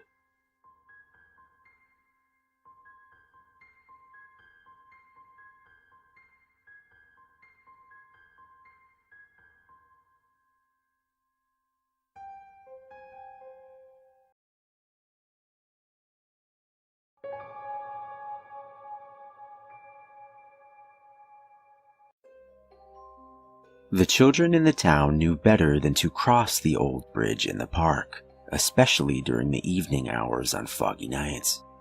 Even the grown-ups stayed clear, knowing that those who dared venture out were doomed never to be seen again. And everyone knows grown-ups are usually pretty naive when it comes to such matters. They had even made an effort to stop people from crossing the bridge by making a gate that closed every day an hour before sundown to block access to the park. The grown-ups seemed so proud of themselves for protecting the little ones, and so the children didn't have the heart to tell them that it was a waste of money, better spent buying birthday and Christmas presents. Everyone knew better than to cross the bridge, so there was no reason for a gate at all. Unfortunately, Eleanor was nobody, and even if she was somebody, she was still a very stupid little girl. Born and raised in the next town over, little Eleanor had only recently moved when her parents divorced and her father and new stepmother got full custody of her. Though she fancied the idea that she was just too clever to get along with the other children, the opposite was in fact true. She was nearly as ignorant as a grown-up, constantly questioning things and demanding evidence for every trivial truth. Some of the harsher rumors claimed that she didn't believe in ghosts, aliens, or even the completely inarguable fact that the 4th grade homeroom teacher, Mr. Mason, was a werewolf-demon hybrid from Heck, who worked for the devil himself. Thus, Eleanor had rightfully replaced paste-eating Patty as the village idiot. Even so, Eleanor was very prideful. No matter how much the other children chastised her for saying silly little things like, "There's no such thing as baby-biting sewer clowns," she persisted. It wasn't long before everyone started avoiding her, fearing that her blatant disrespect of the supernatural made her dangerous and unlucky. At first, Eleanor didn't seem to mind too much, as her vanity deluded her into thinking that she was better off alone anyway, since apparently she was just so much more intelligent than all the other children anyway. Still, even nobodies get lonely, and so when she heard the other children discussing the matter of the old bridge in the park, she couldn't help but butt in. "Oh, come on. How is a bridge going to eat children? It's just a bunch of stones." The children had heard her say many strange things, but now she had gone too far. Even the grown-ups knew how dangerous the old bridge was. A few of the kinder, more patient ones gave Eleanor a pitiful glance, reminding themselves that she didn't know any better. But while things like Mr. Mason and the sewer clowns were survivable, the old bridge in the park promised at least a bazillion% chance of never being seen again. Sure, the children hated Eleanor, but they wouldn't wish such a fate upon even the worst of little girls. They begged and pleaded with her to drop the subject as she demanded proof and credible sources of information. Some were valiant enough to promise to invite Eleanor to their birthday parties if she'd only promise never to cross the bridge. But stubborn little Eleanor wouldn't listen to reason or bribery.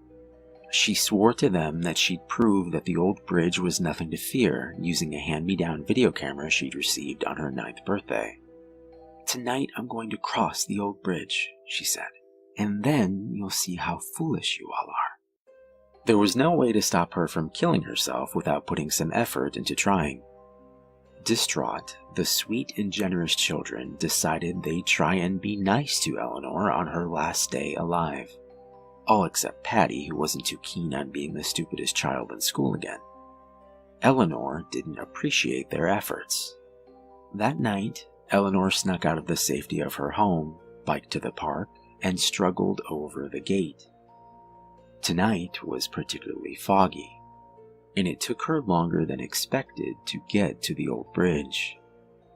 Apparently, the gate wasn't the only precaution the grown-ups took. They had also changed the paths around, so that the only way to get to the old bridge was by following the winding deer paths through the marshy woods. It was eerily quiet. No owls hooted and no crickets chirped. Any reasonable person would have recognized the silence as an omen of horrible tragedy to come, but not a girl who denied even the existence of moon vampires.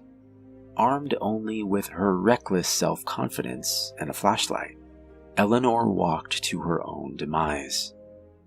By the time she found the bridge, it was nearly 10:15, widely known in the town to be the most sinister of times. Obviously, this was true. Why else would the grown-ups rush them to their rooms and demand they sleep until the sunrise promised their safety? Eleanor either willingly ignored the time or just didn't know its significance as she turned on the camera. Eleanor gave a cheery smile and said her hellos, almost passing as a normal little girl, until going into a smug little rant about how stupid she thought everyone was, and how she couldn't wait to see the looks on their faces when she proved to them that she was right.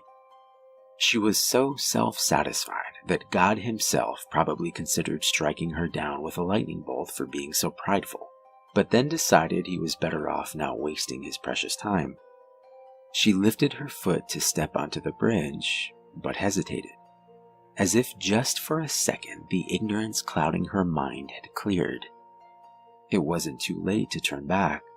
If she chickened out now, the other children would surely only make fun of her cowardice for a few weeks, and as a bonus she'd not suffer what was most likely a horrible death.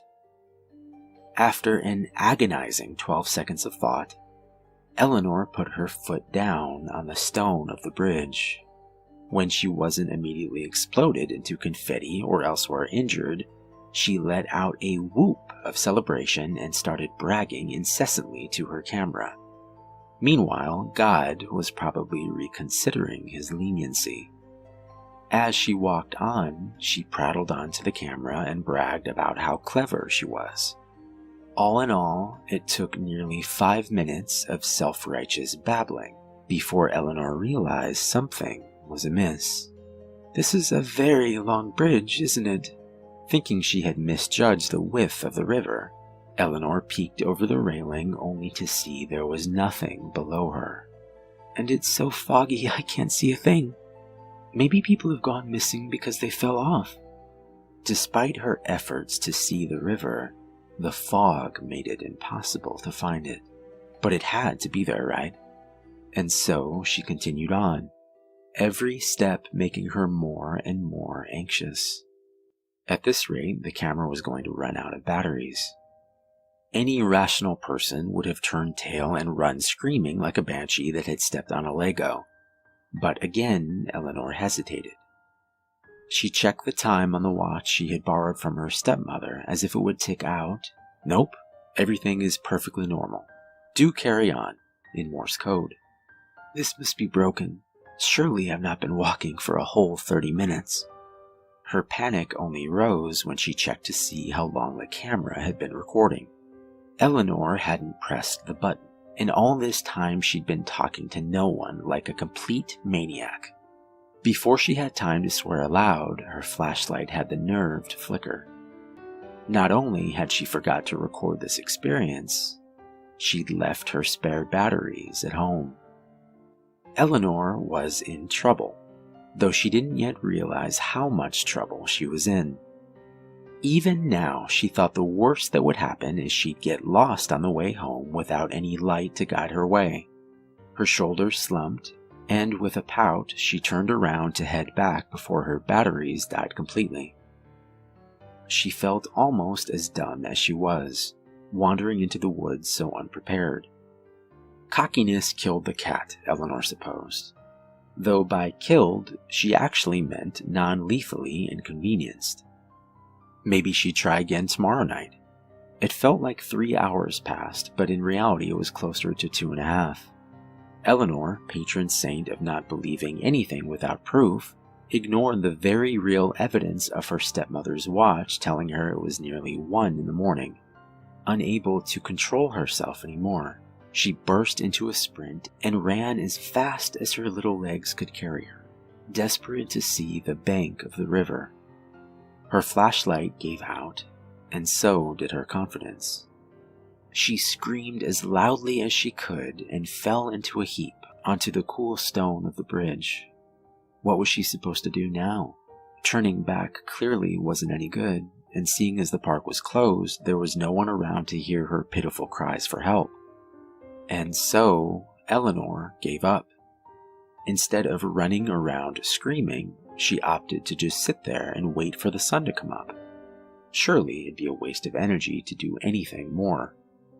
Hours passed by, slower than maple syrup right out of a too-cold fridge.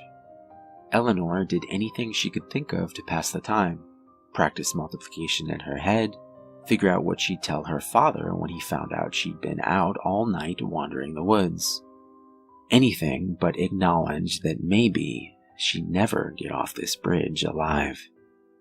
Though instead of fearing monsters, she was still afraid of earthly things like dying of wolves or boredom. To prevent at least one of those things, Eleanor put on her camera, for real this time, and began recording her goodbyes. At the very least, she thought she could delete it if everything turned out all right. As if on cue, a light in her peripheral vision caught her attention. She quickly turned the camera off and got to her feet. Was it the sun already? No, it wasn't the right color, and it was too small. Could it be? Like a moth drawn to a bug zapper, Eleanor scrambled to her feet and darted for the light. "Help me!" "Hello?" The light, or more accurately, the ancient old lady holding the light, responded. "Are you lost, little girl?" Eleanor slowed to a quick jog, tears of relief swelling in her eyes. No child in the entire world had ever been more happy to see a weird stranger on a bridge. Yes, oh, thank you so much. I was getting worried that I'd never see anyone again. She couldn't yet see that the old woman had no eyes, or that her right arm appeared to be made of solid gold. She didn't see the many rows of bristle-like teeth, or the fingers that seemed to have twice as many bones as they should have. If she had, maybe she'd have stopped herself before running straight into the monster's arms and hugging her close. Please, will you take me home? The monster was taken aback. She'd eaten many children, but this was the first to so quickly give itself up to her. This was very fortunate for Eleanor. If the monster were more focused, she'd have unhinged her jaw and swallowed her whole before Eleanor had the chance to look up and realize she was in mortal danger. With a scream, she threw herself off the monster and back the way she came without even looking back to confirm what she saw was real. Skeptic or not, she was more prepared to face the lonely bridge before facing what seemed to be an actual monster. The old woman regained her wits and let out a cackle before chasing after Eleanor. Don't you want my help anymore? Her feet pitter-pattered in such a way that it sounded like she had 3 sets of feet. Eleanor had never been an athletic child and was still plump with baby fat and too many Christmas sweets. But there's something about being terrified half to death that really gets the adrenaline pumping. Slow down, sweetie. It's been too long since I've had a good meal. I can't keep up. Eleanor never listened, but for once it did her some good. Her lungs burned as she took in just enough air to propel her into safety.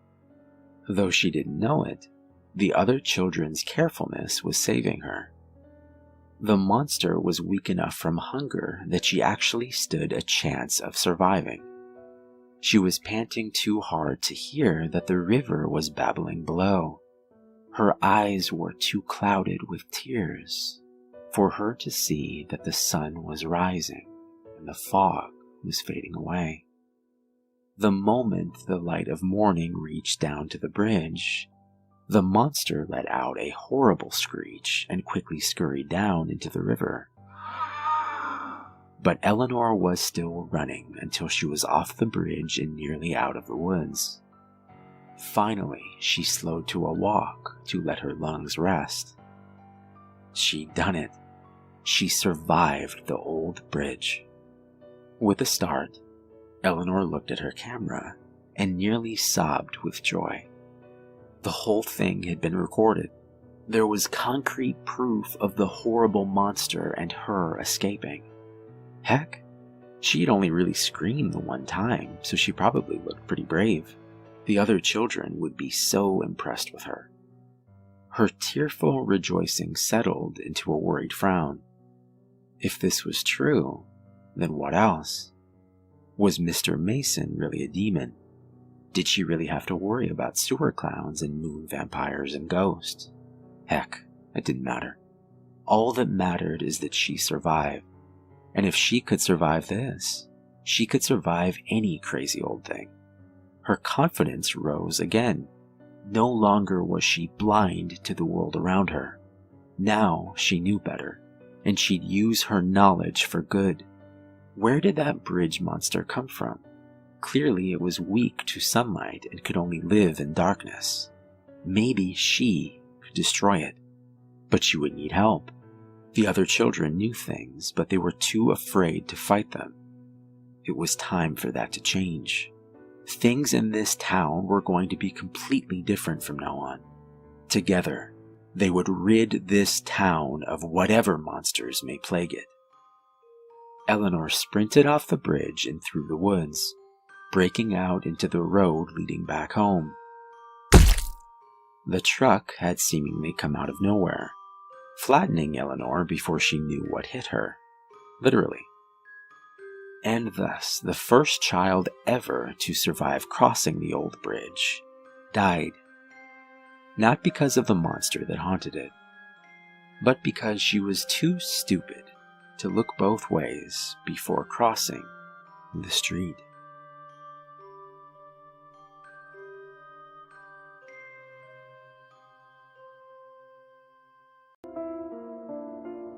I'm very worried about my son. More than worried at this point. Terrified.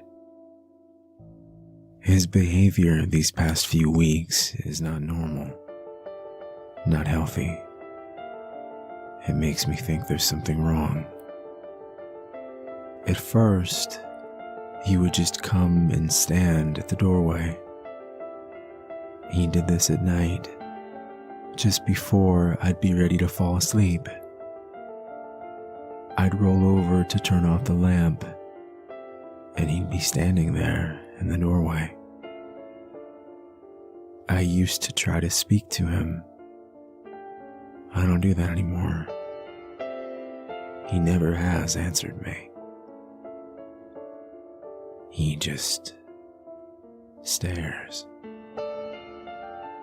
A couple of days ago, he graduated from standing in the doorway to coming in and sitting on the bed. He still doesn't speak. I have asked him what he wants. I've asked him if anything is bothering him. It's not like him to be so quiet. He usually waits until my wife is asleep. That's the part that gets me. She always falls asleep before me, and he has never come in when she's awake. But then, she didn't have a hand in this. If something doesn't change soon, I don't know what I'm gonna do.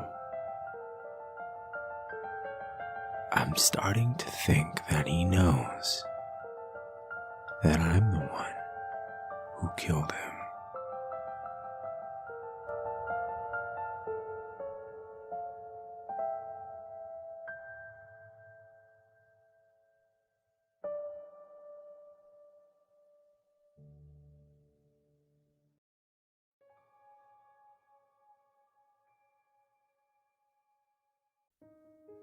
So first things first, my name isn't Joe. I'll get to that. 2 days ago, I moved into an old Victorian house on the edge of the city. I had gotten an amazing deal due to some type of death having occurred here recently. The realtor didn't want to go into details, but I was fine with that. I wasn't a superstitious man. That might be changing. The house has been great, except for the fact that the lights will flicker from time to time. Last night, they went out completely. I grabbed a flashlight and headed down to the basement. I had been in such a rush to purchase the home at a great price that I realized I didn't even know where the fuse box was. Scanning the basement, I found no sign of it.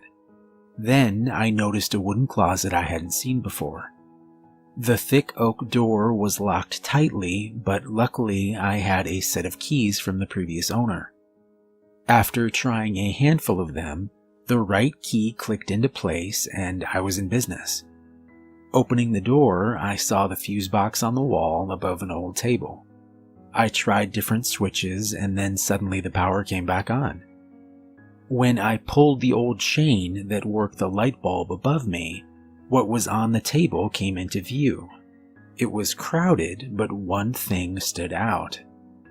A dusty Pikachu doll sat staring at me. As I took a step closer, I also noticed a series of papers next to it. Chuckling, I wondered if the previous owners had forgotten the little fella.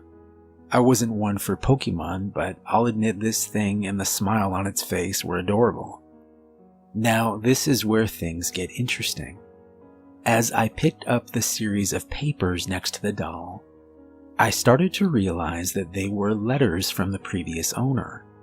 What follows is an account of those letters. I'll let you decide what to believe.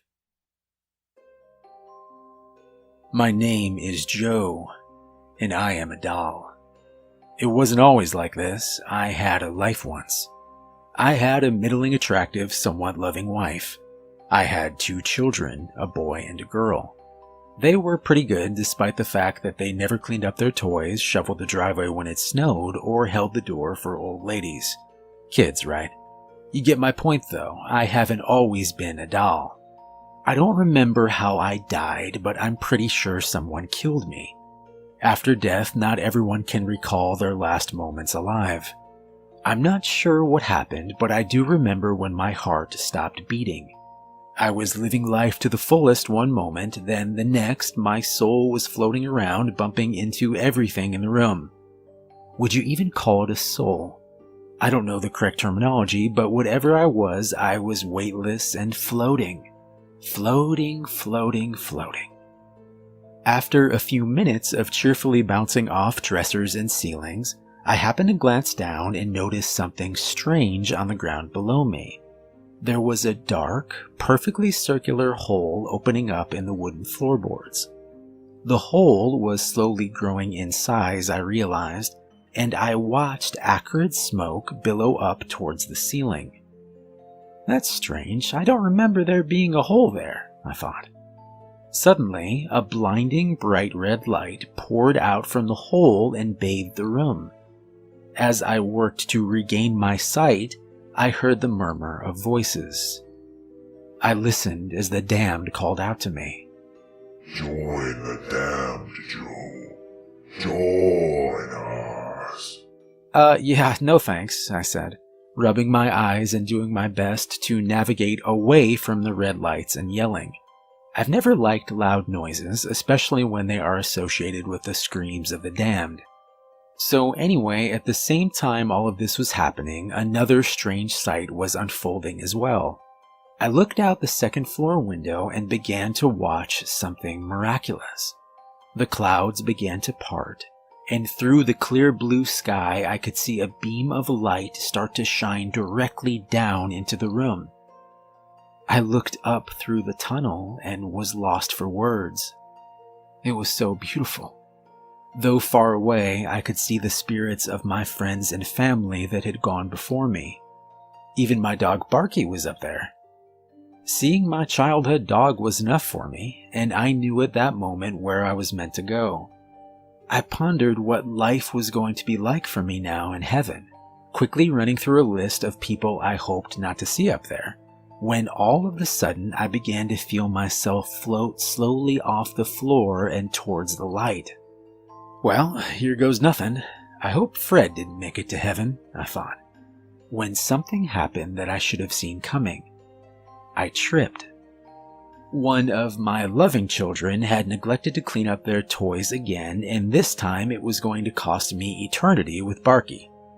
As I began to spin out of control and towards the hellish screams and the hole below, part of me looked forward to explaining to my kids that this time their laziness might literally damn my soul for all eternity. See what happens when you don't pick up your toys? Daddy goes to hell. I looked out and started spinning away from the black hole and towards my daughter's room. Even though I was dead, all this spinning was making me a bit queasy.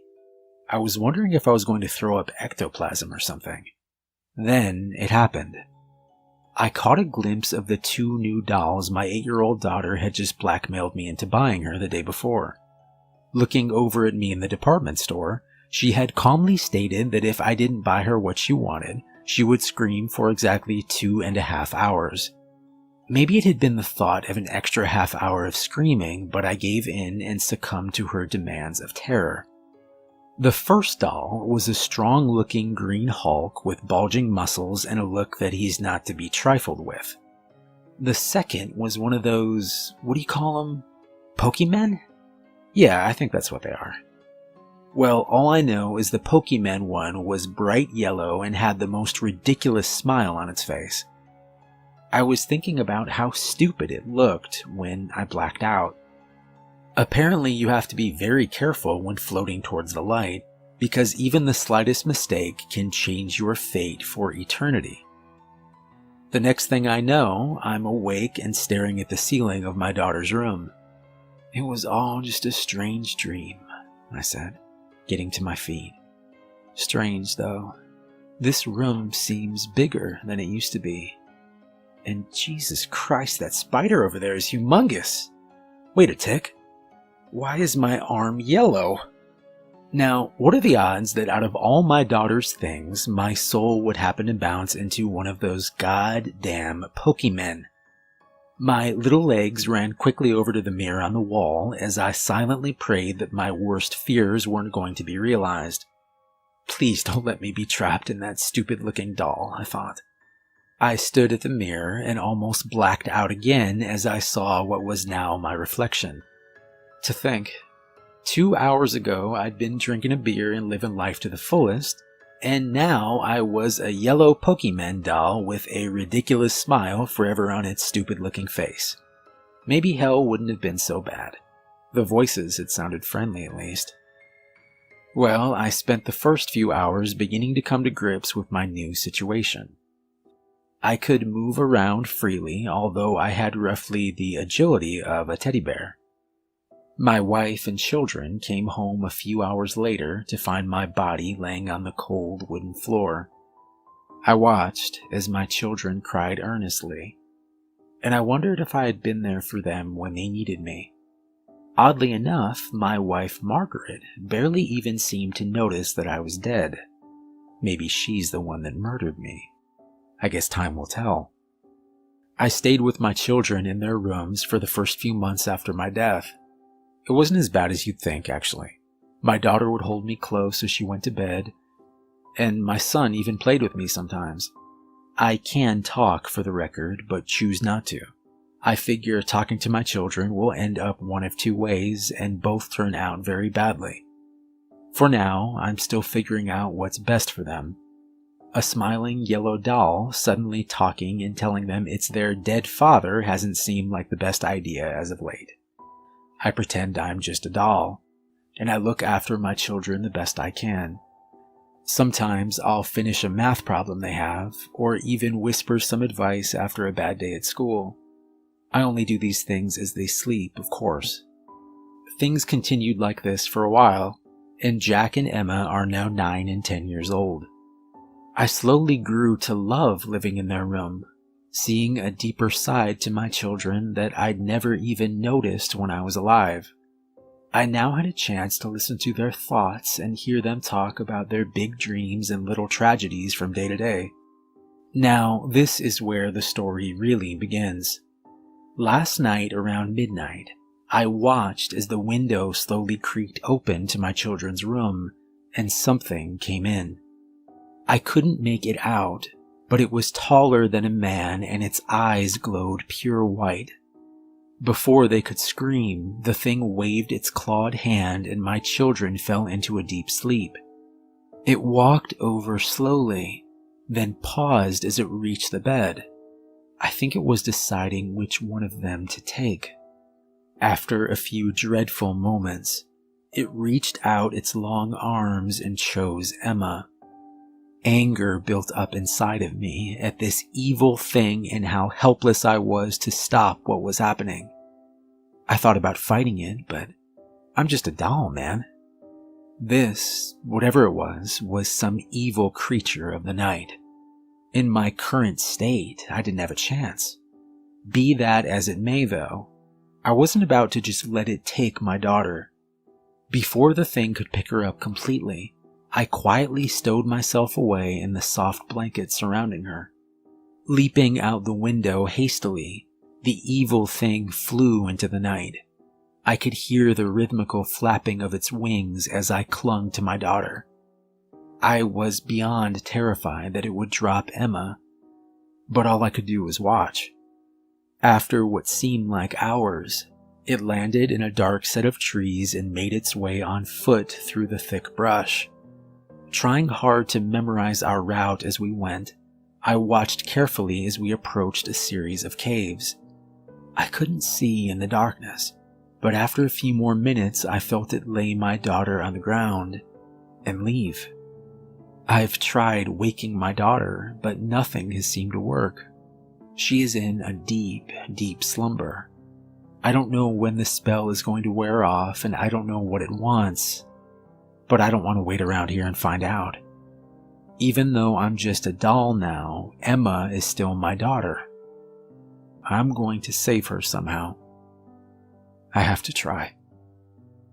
After a short while of thinking, I knew there was no way around it. I was going to have to speak to her. Maybe then she'd wake up. If it worked, it was going to be interesting trying to explain things to her. I took a deep breath into my little tiny lungs, got closer, and screamed as loudly as I could into her left ear. Probably not the best idea. Emma screamed louder than any little girl has ever screamed, jumping up and curling herself against the wall. Emma, it's me. It's Dad," I said. After a moment, I could hear her words reach out to me in the darkness. Dad? Yes, honey, it's me. But before I could continue, she interrupted by walking closer and screaming again at the top of her lungs. Dad, there's something moving on the floor. Well, honey, that's the thing. Now, I was hoping to wait till you were older to have this talk, I replied. Time seemed to stop as she put two and two together. You're Pikachu? She asked, bewildered. No, sweetie. I'm one of them Pokémon, I stated calmly. My daughter continued to stare blankly, and I began to fear she was going to fall into a confusion coma or something. Emma, sweetie, I died. And then before Daddy could go to heaven, I tripped over one of your toys that I told you to put away, and I ended up in this Pokemon doll. And then I stayed with you and your brother and watched over you. And then an evil monster with wings came into your room and cast a spell on you. And then I hid myself away to protect you. And then he set you down in a cave. And then I screamed really loudly into your ear. And now you know Daddy is a Pokemon. Make sense now? She shook her head. Okay, do you remember the monster that took you out of your bed? Emma nodded yes. Well, honey, he's going to come back, maybe soon. I need to get you out of here, I said. Dad, can I just ask you one more question before we go? I nodded. Why didn't you ever tell me? My heart sank. I didn't want to scare you, I replied, reaching my hand up to grab hers. I watched as my daughter thought it over and then took my hand. Maybe something told her it was me after all. Though it was pitch black in the caves, my current body seemed to provide just enough light for us to see. We silently made our way through what seemed like a labyrinth, hoping that we hadn't made too much noise earlier. Maybe the thing hadn't hurt us after all. I could feel the light breeze of the wind up against me, and I think we were almost near the surface when we heard something. It sounded like the soft crying of a child, maybe a boy. I wanted to keep going, but I felt my daughter tug on my hand. No, Dad, we have to go help whoever it is. We can't leave them down here, she whispered. As I stared up at my daughter, I realized she was a far better person than I was. I knew the crying might be a trick, but I also saw courage and determination in her eyes. I would try not to let her down this time. Okay, honey, but let's be careful. It might be a trick, I said. As we followed the sound of the child, suddenly a large cavern opened up in front of us. Under any other circumstance, the sight would have been breathtaking. The walls and ceiling all around us were covered with some type of crystals. Every color you could imagine shone and blazed forth. It was beautiful, but we had no time to stop and stare. Had the crystals not lit the cavern, the next step would have been our last. The vast room in front of us had no bottom. A narrow bridge made out of the crystals seemed to almost float from our feet to the other side of the cavern. The boy was at the end of the bridge. His crying had stopped as he'd seen us approach, and now the three of us stared at each other. I would never have let my daughter cross something so dangerous, but before I could tell her to stay put, she was halfway across and headed towards the young boy. Pushing my fear of bottomless caverns aside, I rushed to catch up to her as we stood together in front of the boy. His hands and feet were bound, As we fumbled with the ropes, he spoke. "Who are you guys?" he asked. My daughter answered back. "Well, I'm Emma, and that's my father now, I guess." I waved up at him. "Your dad is Pikachu?" he asked Emma politely. But before either of us could respond, we heard it. The monster had returned. Looking across the shining bridge, we stared across at the thing that had taken my daughter. It towered over us, and its pale white eyes seemed to cast a new color upon the room. I put myself in between the children and onto the bridge. "Stay back. Maybe I can distract it while the two of you run past," I said. I watched as the thing unfolded its wings and began to smile. A row of red teeth, far too large for its mouth, were illuminated now, and I knew there was no way we could get past the creature. Then, suddenly, I heard the soft voice of my daughter behind me. "Dad, don't you understand? You're Pikachu now."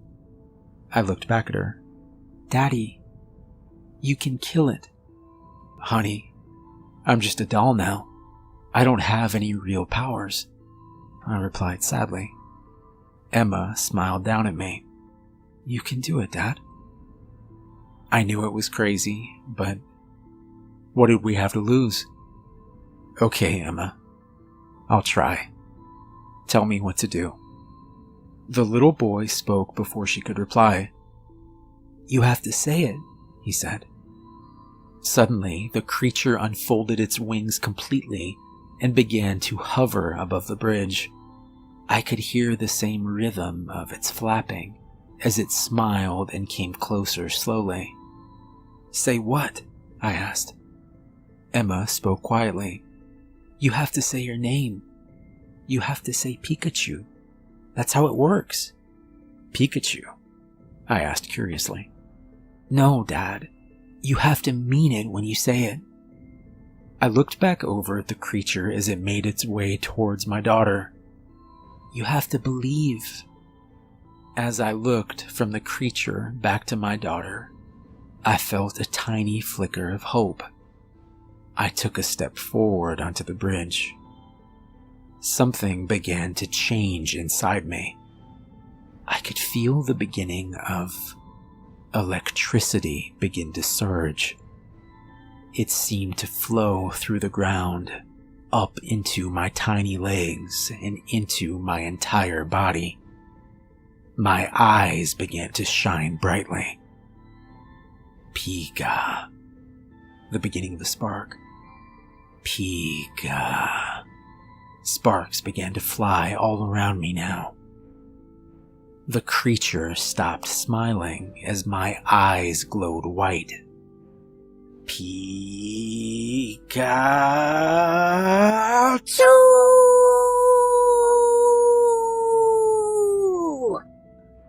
For a moment, I really was Pikachu.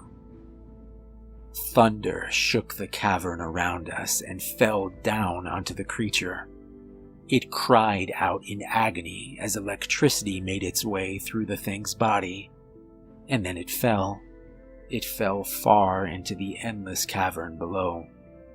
As it did, the three of us hurried across the bridge and towards the breeze we had felt earlier. We made our way up into the light of day and into a forest of dark green trees. It took us hours, and it seemed there was no end in sight, when the sound of cars could be heard. A road. I looked back towards Emma and the little boy. "I don't think we can tell anyone," I said. Emma stared down at me. "What should we say?" she asked. I thought for a moment. "Tell them the truth about being taken, but never tell anyone about the creature you two saw. Tell them a man kidnapped you, and you never got a good look at him." The two children nodded back at me as the three of us stood together one last time. I reached up to Emma as she took me in her arms. We stepped back into civilization. It turns out that the little boy happened to live a few streets over, and the two of them became close friends. I was glad my daughter had someone else who knew what happened. We returned home, and I continued to watch over my son and daughter. The only one Emma ever told the truth to was her brother, who actually took me being a Pokemon rather well. Things went like that for a while, and then I started to notice a change in myself. Each passing week had made my body weaker, and I began to understand that I was dying. First, it became harder to walk. Emma was creative, and she gave me a large candy cane from the Christmas tree so that I could balance better. It helped for a little while. Then it became harder for me to speak. I wouldn't be able to talk for days at a time, and I was unsure when I would lose the ability completely. One night, I sat my children down on their beds. I don't know how much longer I'm going to be here. I'm so sorry I wasn't a better father. Don't be sorry, Dad. You saved me, Emma said, fighting back tears and forcing a smile. I could feel the beginning of tears myself as I asked the two of them to help me to a small table. That was the last night we spent together, laughing and playing cards like a family. After the two of them fell asleep, I sat down at the tiny desk and thought about all that had happened. Then the lamp went out. We had been having problems with the electricity ever since we got back home. I didn't want to wake the two of them. They needed a rest. I grabbed my candy cane and headed down the stairs, slowly sliding down them one by one. I continued down the basement steps until I found the closet where the fuse box was. Pushing a small stepladder over, I was almost to the top when I felt myself slip and fall into a cardboard box that was wedged out of sight. Hours passed, and then days. The fall from the ladder had taken what was left of my strength, and I could no longer walk or speak. The hardest thing I've ever been through was hearing my daughter and son cry the next few weeks as they looked desperately for me every night, as they searched for their father. But they never found me. After a few weeks of searching, their mother must have decided that they would no longer be able to live in this house. Maybe she thought that the memory of their father passing away here was just too much for them. The house grew quieter. I don't hear any of them anymore. Time continued like it always does, and one night during a storm, I began to feel myself fade away. I could sense myself floating up like I had before, and things happened the same way. A bright tunnel of light shone through the wall and up into the sky, and a sense of peace made its way through the room. But this time, there was no black hole under me and no bright red light. No screams of the damned could be heard. There was just the light. My soul made its way upwards, and I was just about to enter the tunnel when something unexpected happened. I bounced off an old water pipe. Not again. And that's where the letters from Joe, the previous owner, end. I'm not sure if this whole thing was some kind of joke, and I wasn't able to get in touch with his daughter Emma to verify the truth of any of what was written. Maybe there's no truth to it at all. But there's just one more thing. Before leaving the closet, I noticed something else I hadn't seen before. A brand new Iron Man doll sitting against the wall on the table. Smiling, I propped open the door and headed back upstairs.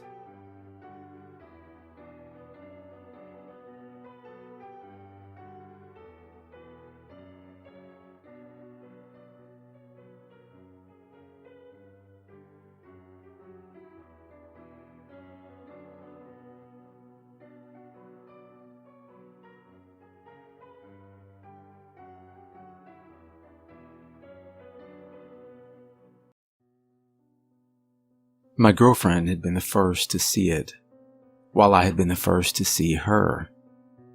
"Tara, what the hell are you doing?" I had found her kneeling on a hill between a triangular-like pattern of tall pine trees and digging furiously into the dry dirt. Fresh blood stained her palms, yet she showed no signs of feeling any pain. I reached down quickly, putting my hands on her shoulders and attempting to pull her away. Tara spun backwards and bit the flesh of my hand. As I recoiled in surprise, she turned back and continued digging farther into the earth. I sat down a few feet away, put pressure on the wound, and watched in a mix of confusion and dread. We had decided on camping for our anniversary. The two of us were experts, not to be arrogant, but it's the truth, and I knew that we would be able to get ourselves out of any situation two campers could find themselves in. I hadn't expected to find what we did. The trip had started out normally enough, the first spot we found having 4 vehicles plopped in the parking lot. "Nah, let's go farther," she had said, smiling and kissing me softly on the cheek. "I want us to be alone." I smiled back. I wasn't about to argue. We went 30 miles farther north, and this time when we arrived at the campground, there wasn't a soul in sight. In fact, the place looked almost abandoned. An eerie feel, you know? A dumpster or two knocked over, I assume from bears, and the vines and various brush were starting to creep over the path and take over completely. We walked for 3 hours, stopping occasionally to kiss, and always joking about school. "When you graduate." "You mean if you graduate," Tara had said.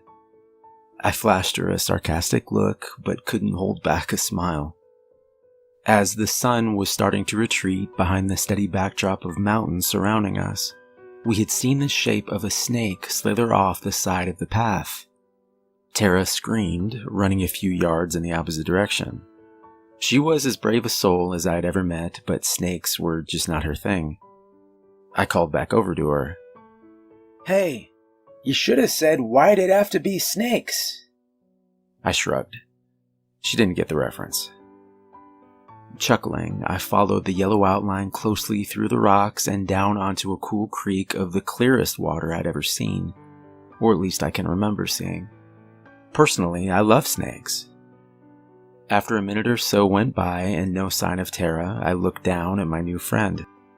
"Well, it's been fun, but the most beautiful girl in the world says we aren't getting married if I have a snake for a pet." Mr. Snake and I shared a moment as I whispered down towards him. "I just want you to know you would have been my first choice."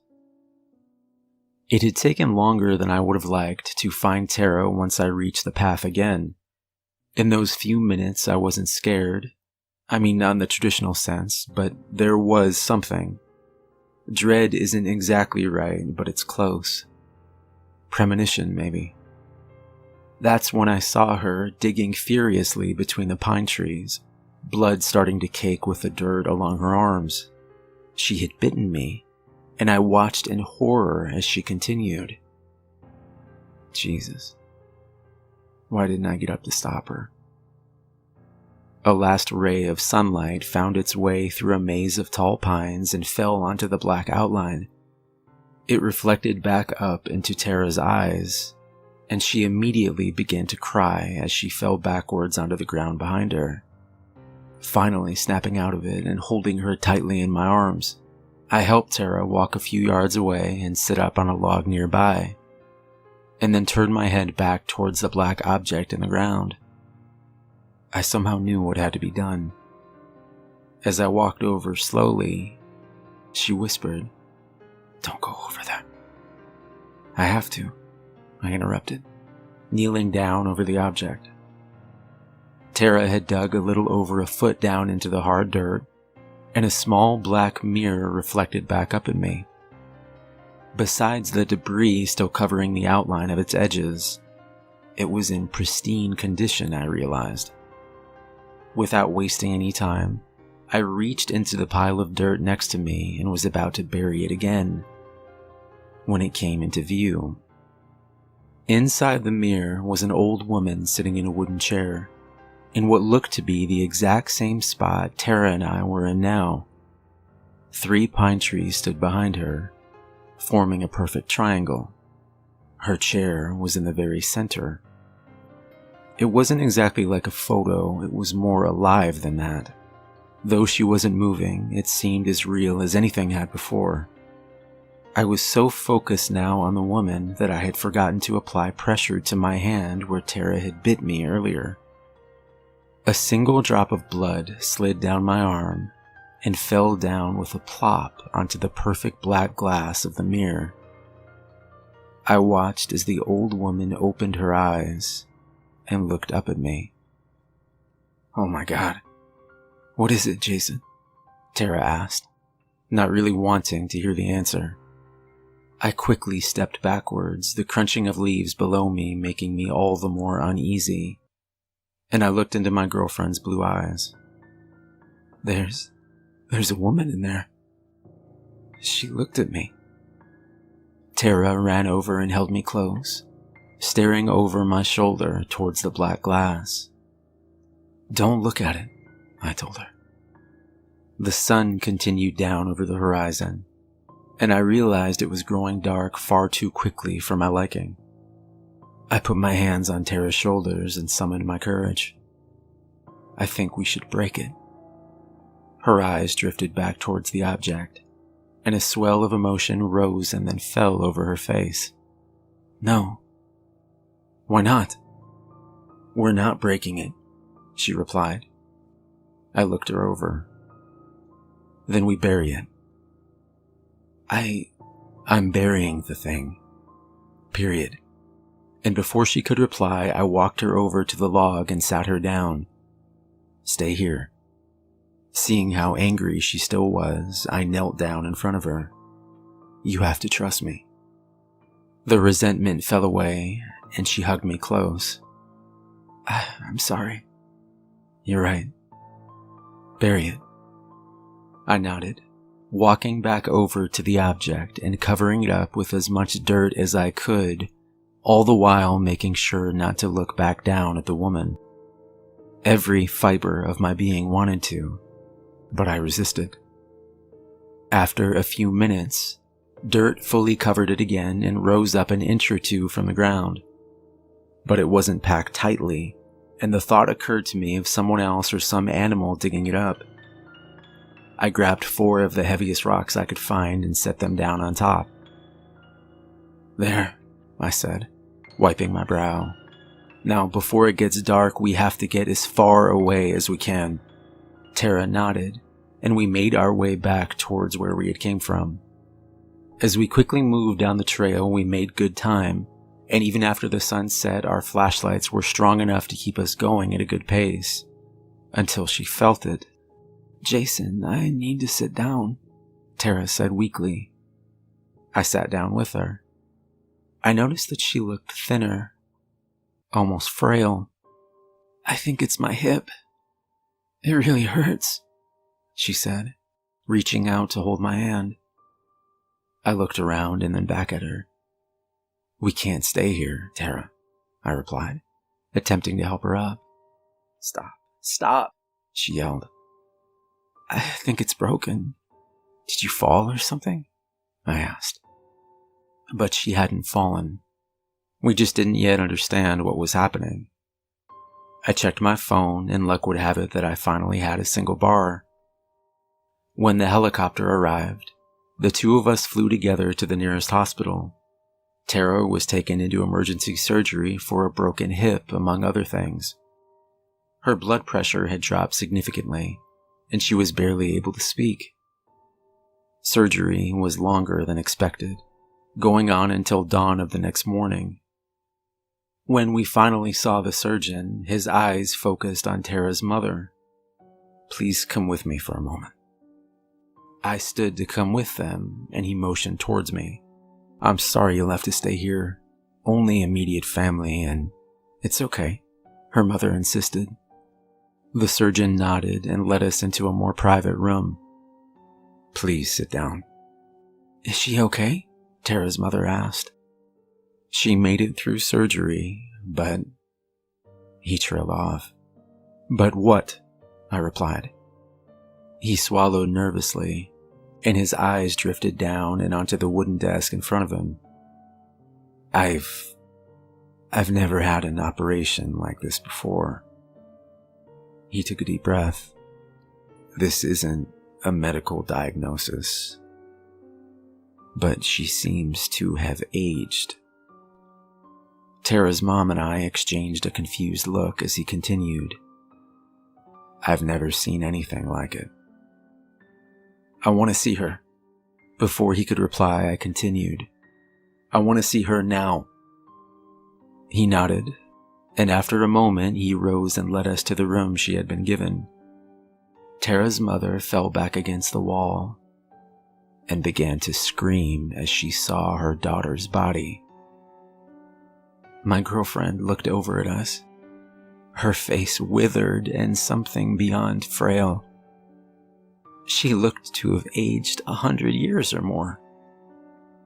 I rushed over, pushed away the shock the best I could, and held her hand. "What's happening, Jason?" she asked weakly. It's been 5 days since that night, and Tara is still alive for now. I've wanted to talk to her. I've wanted to go over the plan I have, but she's only awake for a few minutes at a time before fatigue takes over and she falls into a deep sleep. I think that I have to go back. I think I have to go back to those hills and those pine trees. I think I have to dig it up again. This time when I see it, I'm gonna break it. Sometimes when I sit at night in my girlfriend's room and drift off to sleep, I can see that old woman inside the black glass staring back at me. I tell myself that I'm imagining it. I tell myself that it's only a dream. There is something that haunts me, though. When I close my eyes and see her, the old woman staring back at me isn't old at all anymore. She's young.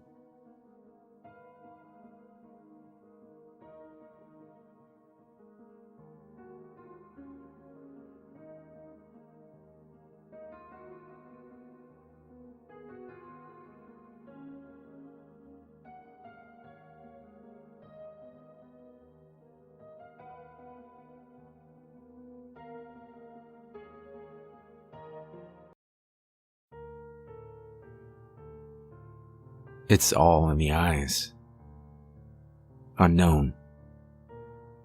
It started with small things. Inside jokes between us I'd find her not remembering. Events from a few years ago she would get wrong, though not entirely. I think her laugh was even different. "Lana, remember when Strider fell into the lake?" There was a pause and then she laughed. "He was so clumsy," she replied jokingly. But as I remembered back, she had been terrified when our German Shepherd had haphazardly slid off the smooth rock and into the cool waters of Lake Erie in November. The tide had been higher than normal that evening, and he had just assumed he could venture out to his normal spot on the rocks. Wrong. Running out ahead and staring back triumphantly, a small wave had pushed him back just enough. He lost his balance and slid off the side into the waves. Strider had been unable to get back up himself due to just how wet and slippery the edge had been, and after a few terrified seconds, I managed to jump in and lift him back up onto the rocks myself. It had been 4 years ago, and my wife had been mad as hell at me for what seemed like a month after. "I told you the tide was higher today. He could have died," she had yelled. That had been her reaction at the time, but now her response was much more lighthearted. I chalked it up to growing older. People change, right? Lana was no different. Maybe looking back, she could find humor in it now. Still, I couldn't help but feel that my wife wasn't the same person, and though part of me didn't want to push the issue, I found the nagging thought of her being someone else entirely, burrowing its way deeper into my mind. And things only got worse. A few weeks ago, the color of her eyes changed from dark brown to a mix of green and silver. They almost shined. Your eyes? What's wrong? She asked, standing up to examine herself in the mirror. Oh, that's just from the medication, Dom, she stated, falling back into bed and wrapping her arms tightly around me. I'm so glad I'm here with you, she continued. Hiding a sudden feeling of terror, I hugged her back and pretended everything was okay. But I don't think people's eyes just change color, ever, even due to medication. Over the next few weeks, I figured out something I wish I hadn't. The farther back in time I referenced, the more sketchy her memory became. Now, I know what you're thinking, that makes sense. I mean, everyone's memory is worse farther back in time. Dementia or Alzheimer's came to mind, but I've read that typically those patients suffer from short-term memory loss first. Their long-term memory is intact, at least until the later stages. Last night, I confirmed my doubts, catching Lana in a lie about her stepfather. You think George would want the old pickup? I could sell it for cheap. A moment or two passed as she thought it over. Yeah, I think he might, she replied, smiling warmly and hugging me even tighter than before. I'm so glad I'm here with you, she said again. Unwrapping her hands and standing up quickly, my eyes never left hers. Your stepfather, George, has been dead since you were 12 years old, Lana. She began to slowly laugh. So help me God, she laughed. I guess I knew you'd figure it out eventually. Your wife, Lana, has been dead for 7 months. Fear gripped me, and I knew her words were true. Running now to the door, her voice behind me became more frantic. But it was too late. I was down the steps and running into the pantry. I was planning to grab my phone. I was planning to grab the keys. I was planning to... Stop right there, the menacing voice said. Somehow, in my frenzied state, I hadn't noticed 2 tall, dark-haired men standing just inside the back door. They both carried a handgun, and my sudden entrance hadn't surprised them at all. Where are the photos? The man in charge asked. What? What photos?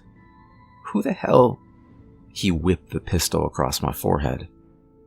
Nearly passing out from the pain, my eyes began to sting as the red washed across my brows and began to drip down onto the linoleum floor below me.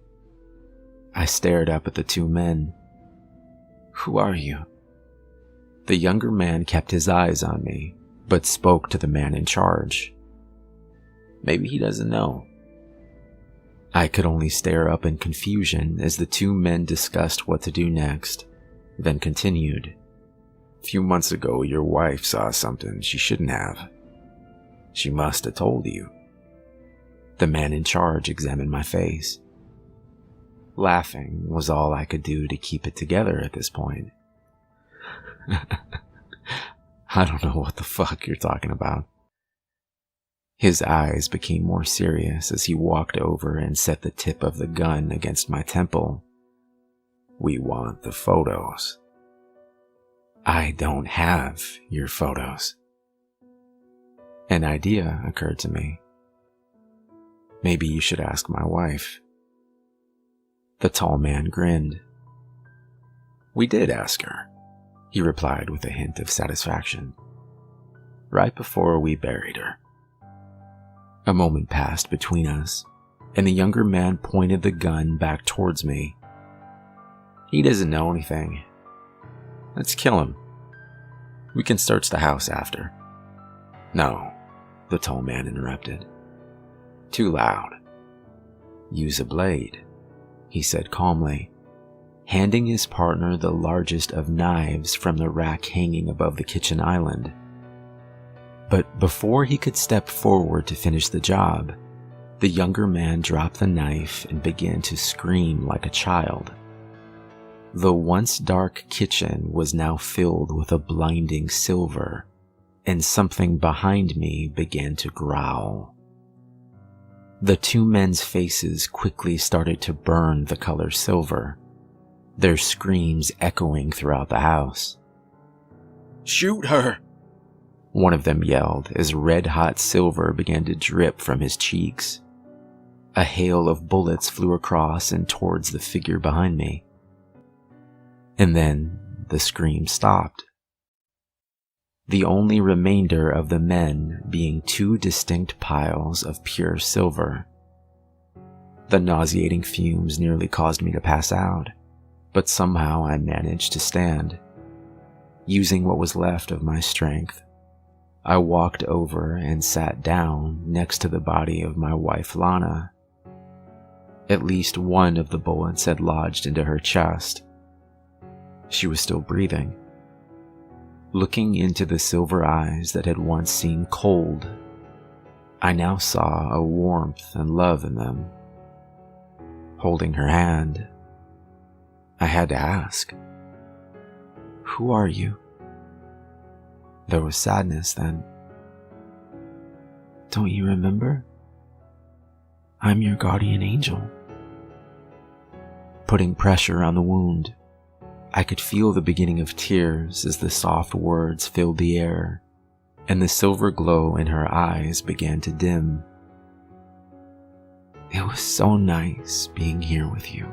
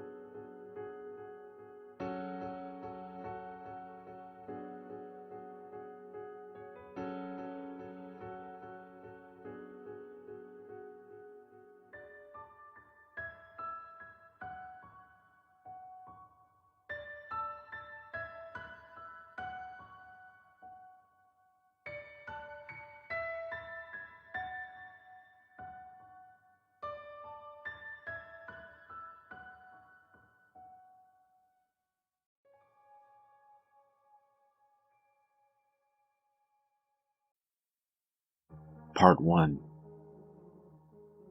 4 years ago, Julia Gray was murdered. They never found her body.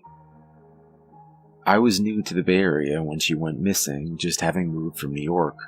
Though I will admit my family is wealthy, I insisted on making my own way. That stubbornness pushed me to buy an old sailboat that needed work, and though I was told by my sister that it was the worst decision I've ever made, when I looked at the 30-foot sailboat with a clear blue line across the side, I knew there was no coming back. I've lived on the boat since I've moved here, and I pay far less than almost anyone in the area. Around the time when I heard the news of the young woman gone missing, I started to learn how to sail.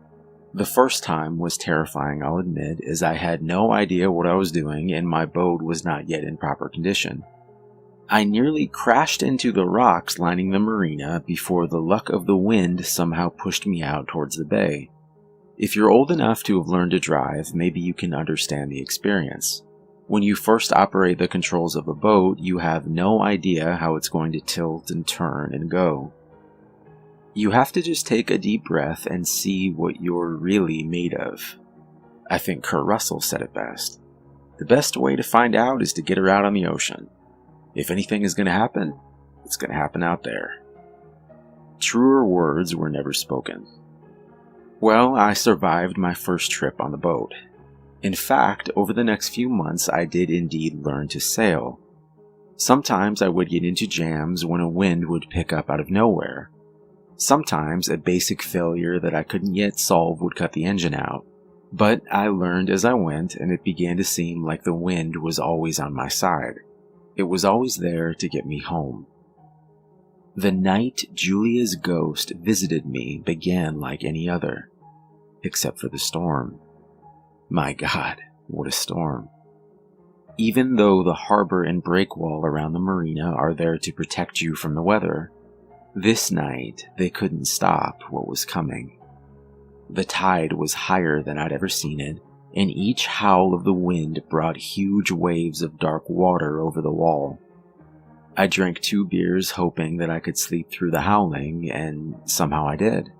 I slept for a time until something woke me up. I could feel the space was colder than before and noticed the wind had gotten even more fierce. I worried the lines holding my boat to shore had loosened in the storm as I threw my feet off the bed and opened my eyes. What I saw was horrifying. I stared through the passageway that led to the outside door and saw a figure standing in the next room over. I always left a single light on, and it brought just enough light to see her shape clearly. The hatch had been opened, and her dark hair blew in the wind that the storm had brought with it. Her white dress seemed to glow in the light, yet I couldn't see her face. All I could think of was to close my bedroom door and wait it out until the morning. As luck would have it, when I opened the door the next morning, the girl was gone. But not forever. She would appear inside my boat the next 4 nights. I would try different foolish ideas like pouring a circle of salt around the boat or hanging a cross on the outside. But nothing worked, and I would see the dead girl's ghost every night. I even tried talking to her, but she never said a word. She wouldn't answer at all when I spoke to her. It almost seemed to make her more angry, actually. I stopped trying to talk to her after that. Then one night, as Julia sat on the step inside my boat, I made a mistake. When I stood up from bed and took a step closer, I accidentally shut off the lamp that I left on every night. In an instant, all light was gone from the room, and in that same moment, I heard her scream. It took me a few moments to finally locate the switch again in the blackness, but when I did, the girl was gone. Pausing for a moment, I grabbed a beer from the fridge and sat down at my kitchen table. It made sense. From that night forward, I would make sure all the lights were off when I went to bed. And God's honest truth, Julia never came back inside. That night, I slept better than I had in years. The next day, I woke up smiling and I decided to call in sick to med school. I deserved it after all. And I felt like fishing. Maybe I'd even find a good spot. In fact, I knew the perfect spot. That morning, I motored out of the marina and into the wind. I cast both anchors, one in the front and one in the back. Pulling out my fishing rod and getting comfortable, I stared down into the water below. Julia Gray. I looked down farther into the deep blue water around me, and I swore for a moment that I saw the exact spot where I had dumped her body 4 years earlier. Yeah, this was the spot. Julia Gray. It made sense that she would be afraid of the darkness. Darkness was all she would ever see again. Part 2. I was living in New York and had just begun my first year of residency when my life changed forever. Working as a surgical resident was extremely demanding. We were on call between 60 and 80 hours a week. There was no time for a social life or any kind of life for that matter outside of work. Then one sunny Tuesday afternoon, I was eating lunch in the hospital atrium when Julia asked me if she could join me. Julia was one of those girls you don't say no to. She was smart, funny, and drop-dead gorgeous. She always had an air of flirtatious mischief about her. Julia worked as a nurse's aide, mainly in the children's cancer ward. She had this great ability to get the kids laughing. Julia joined me for lunch and we ended up talking for 2 hours, at the end of which I asked her on a date. "Perhaps," she said, smiling. Then she handed me her number. I called the next day and we made our plans. It was 6 days until I had a free night, the longest 6 days of my life, and I needed to do a preoperative check on one of the patients in the children's cancer ward. Hoping to run across Julia, I surveyed the room before walking over to my patient, Clara. Clara was a very serious 8-year-old. I asked her a list of questions, then we just talked for a while. Before leaving, I asked if she was nervous about the surgery. She said no, then paused and looked me straight in the eyes. "You like her, don't you?" Before I could answer, she continued, "She's not nice. She pretends to be nice, but she's not." Just then, I heard the door swing open and I saw Julia stride in smiling and holding a giant cluster of balloons. She tied one to each bed while she continued laughing and talking. Clara watched silently. Saturday finally arrived. I made some suggestions for plans, but Julia said she preferred spontaneity. We spent the entire day together just wandering around the city, and we both agreed that we'd never had so much fun doing nothing. Only one thing marred an otherwise perfect day. I had a dog, a golden retriever named Casey, and I told Julia that I needed to stop at my apartment to let him out. Now, ordinarily, after I walked up the 3 flights of stairs and unlocked my apartment door, I would grab the leash and Casey would race past me down to the ground floor. But today, standing in my doorway with Julia, I found Casey had stopped mid-room. He sat frozen, staring at us. I grabbed his leash and called for him, but he backed up into the kitchen and refused to budge. Julia turned her head towards me. "Maybe he doesn't like strangers. I'll just wait outside, no problem." Casey didn't relax until I heard the downstairs entry door open and then shut. Looking back now, I should have known. Hindsight is 20/20, right? Our second date turned out to be our last. I had the day off, so the two of us decided to spend it hiking in the mountains. It was a beautiful day, and we had just reached the top of a climb that ended in a sheer drop of at least a few hundred feet. Without warning, Julia stepped over to the edge and looked over at me. "If I jump, you jump, right?" "What?" Julia moved forward until the tip of her shoes hung out over the edge. I grabbed her arm, but she pulled away from me, leaning out farther over the precipice. Yanking her back hard, she fell into my arms and looked up at me. "I knew you'd save me," she said. "What the hell was that?" I said, grabbing her arm and pulling her back down the path until we were far away from the edge. We barely spoke on the hike back down, and we drove back to her apartment in silence. Before going in, she looked at me seriously. "You know we're meant to be together, right?" "Julia, we hardly know each other," I replied. Slamming the car door, she walked into her house, not looking back. I had a very busy schedule and didn't see Julia again the rest of the week. Saturday night, arriving home from the late shift, I found a package waiting for me on my doorstep. The return address was from my mom. I took Casey for a quick walk, then had some dinner before sitting down to open the box. Smiling, I pulled out a squeaky toy in the shape of a squirrel and a rawhide dog bone. "It's for you, bud," I said, setting the box on the floor. After a long night, I quickly fell asleep on the couch. A short while later, I awoke to the sound of crying. Casey had thrown up on the carpet and was whining softly.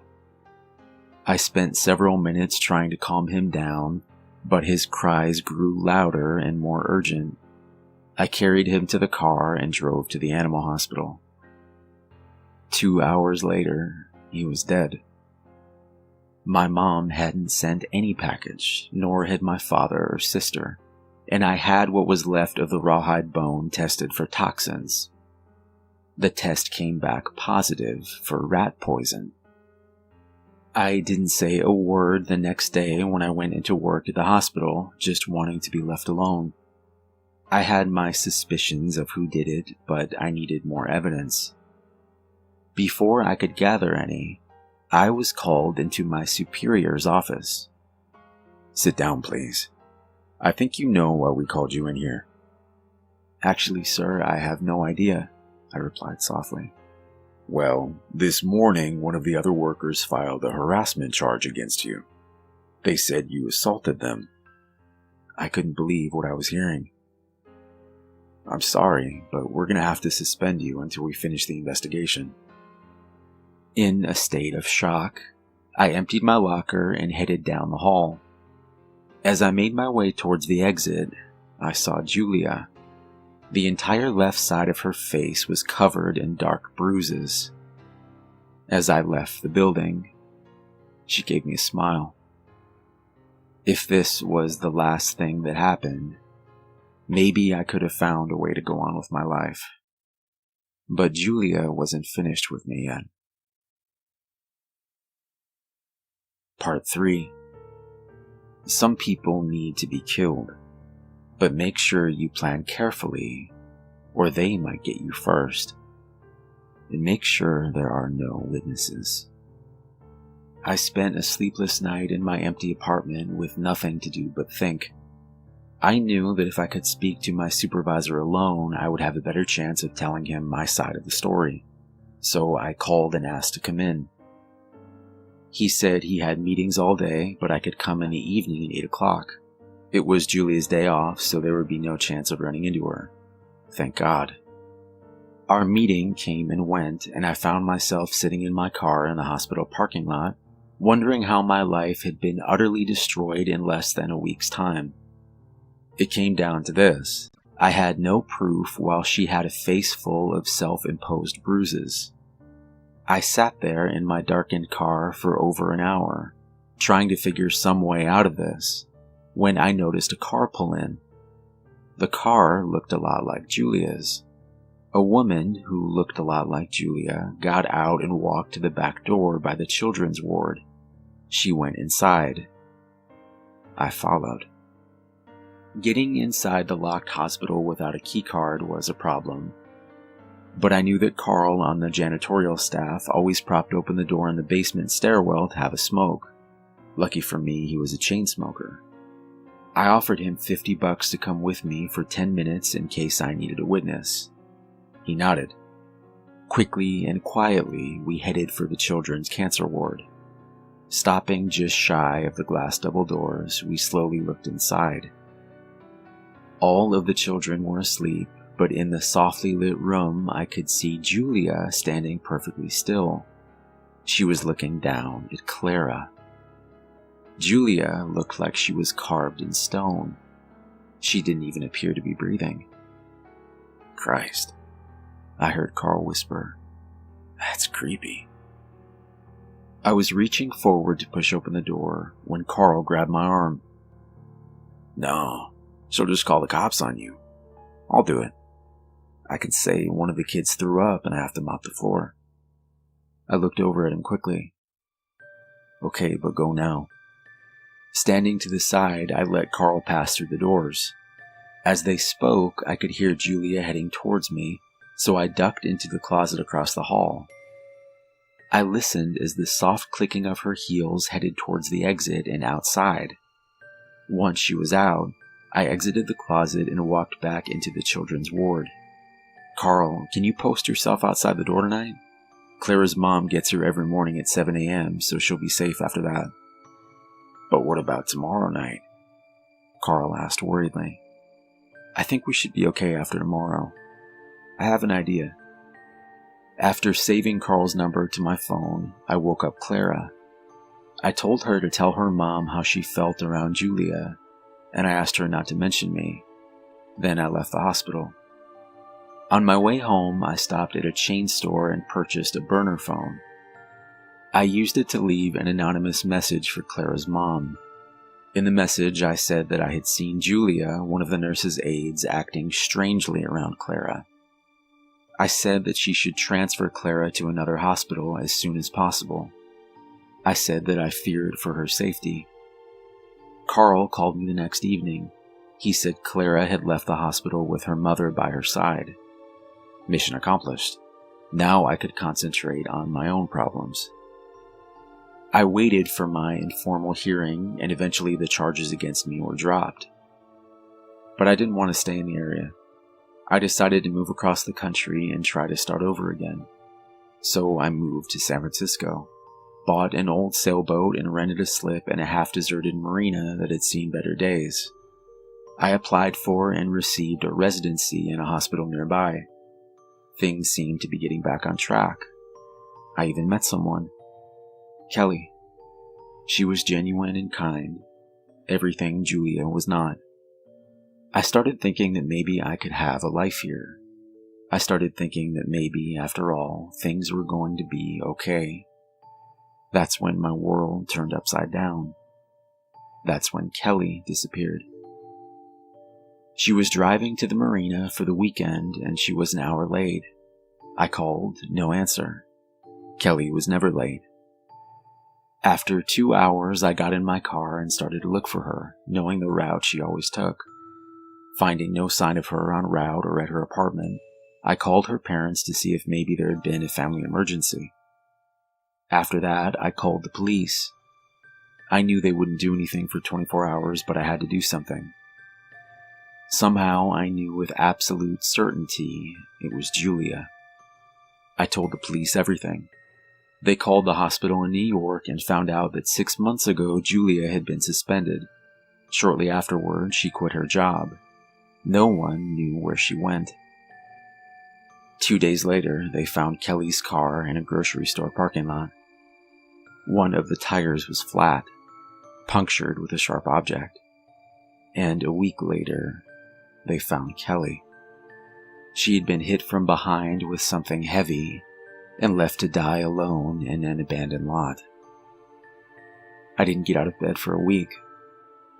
Slowly, though, my grief turned to rage, and I knew that when Julia eventually contacted me, I was going to kill her. I didn't care about going to prison. I knew that would destroy my family, but maybe, just maybe, I could do it quietly. It wasn't even 24 hours when she called me. When I picked up the phone, I heard silence, but I knew it was her, and I was ready. Julia, now I understand that we're meant to be together. After 30 seconds or so, I heard her speak. "Do you mean that, Scott?" I smiled. "I do." "This isn't some kind of trick, is it?" she asked quietly. "No trick. I don't want to be alone anymore, and I need to see you." "But I'm already here," she replied calmly. Surprised, I looked up towards the gate to the marina and saw Julia standing with a phone to her ear on the other side. I hadn't expected her this soon. Pausing, then walking over quickly, I opened the gate as we both stood in front of each other. Then she threw her arms around me and I pulled her close. That night we sailed out into the Delta, dropped anchor, and cooked dinner together. We were going to have a fillet with potatoes and red wine. Everything had to be perfect for our first night back together. We sat down on the deck of the boat, and she took my hand in hers. "I'm so glad you came to your senses," Julia said, kissing me. We watched the sun as it fell down slowly behind the mountains. The water was almost dark now as I poured us both a glass of red wine. Minutes passed, and as I went to stand up to put the dishes away, I almost fell over. But it wasn't from the wine. I had only had one glass. She had drugged me, I realized, as I lost my balance and fell back onto the deck. "I'm sorry, Scott. It's just, I can't believe you anymore. I promise I'll make it quick." I stared up at Julia. She had beaten me. Or so she thought. Before I passed out, I managed to say one last thing. "Hey, Julia. Did you really think you could kill my girlfriend and my dog, and I was just gonna let it go?" Before I passed out, I watched as a look of betrayal and surprise fell across her face. Julia slumped forward and slid to the floor. Darkness fell over me. When I awoke, I was greeted to the image of Julia trying to drag herself towards the knife rack inside my boat. I was groggy still, but I was in a stronger state than she was. Walking up behind her quietly, I picked up a large metal flashlight on my counter, and I slammed it down on her head. She passed out again. When she awoke this time, she was seated upright on the edge of the boat. There were chains around her arms, neck, and back. I smiled as she looked from the chains to the block of concrete they were wrapped around. The concrete was teetering on the edge. I watched the emotion on her face as I sat across from her. "Sleep well, Julia." Before she could speak, I kicked the concrete block over the edge and watched the chains pull her body down into the darkness. She didn't even have time to scream. I watched until she disappeared into the darkness completely.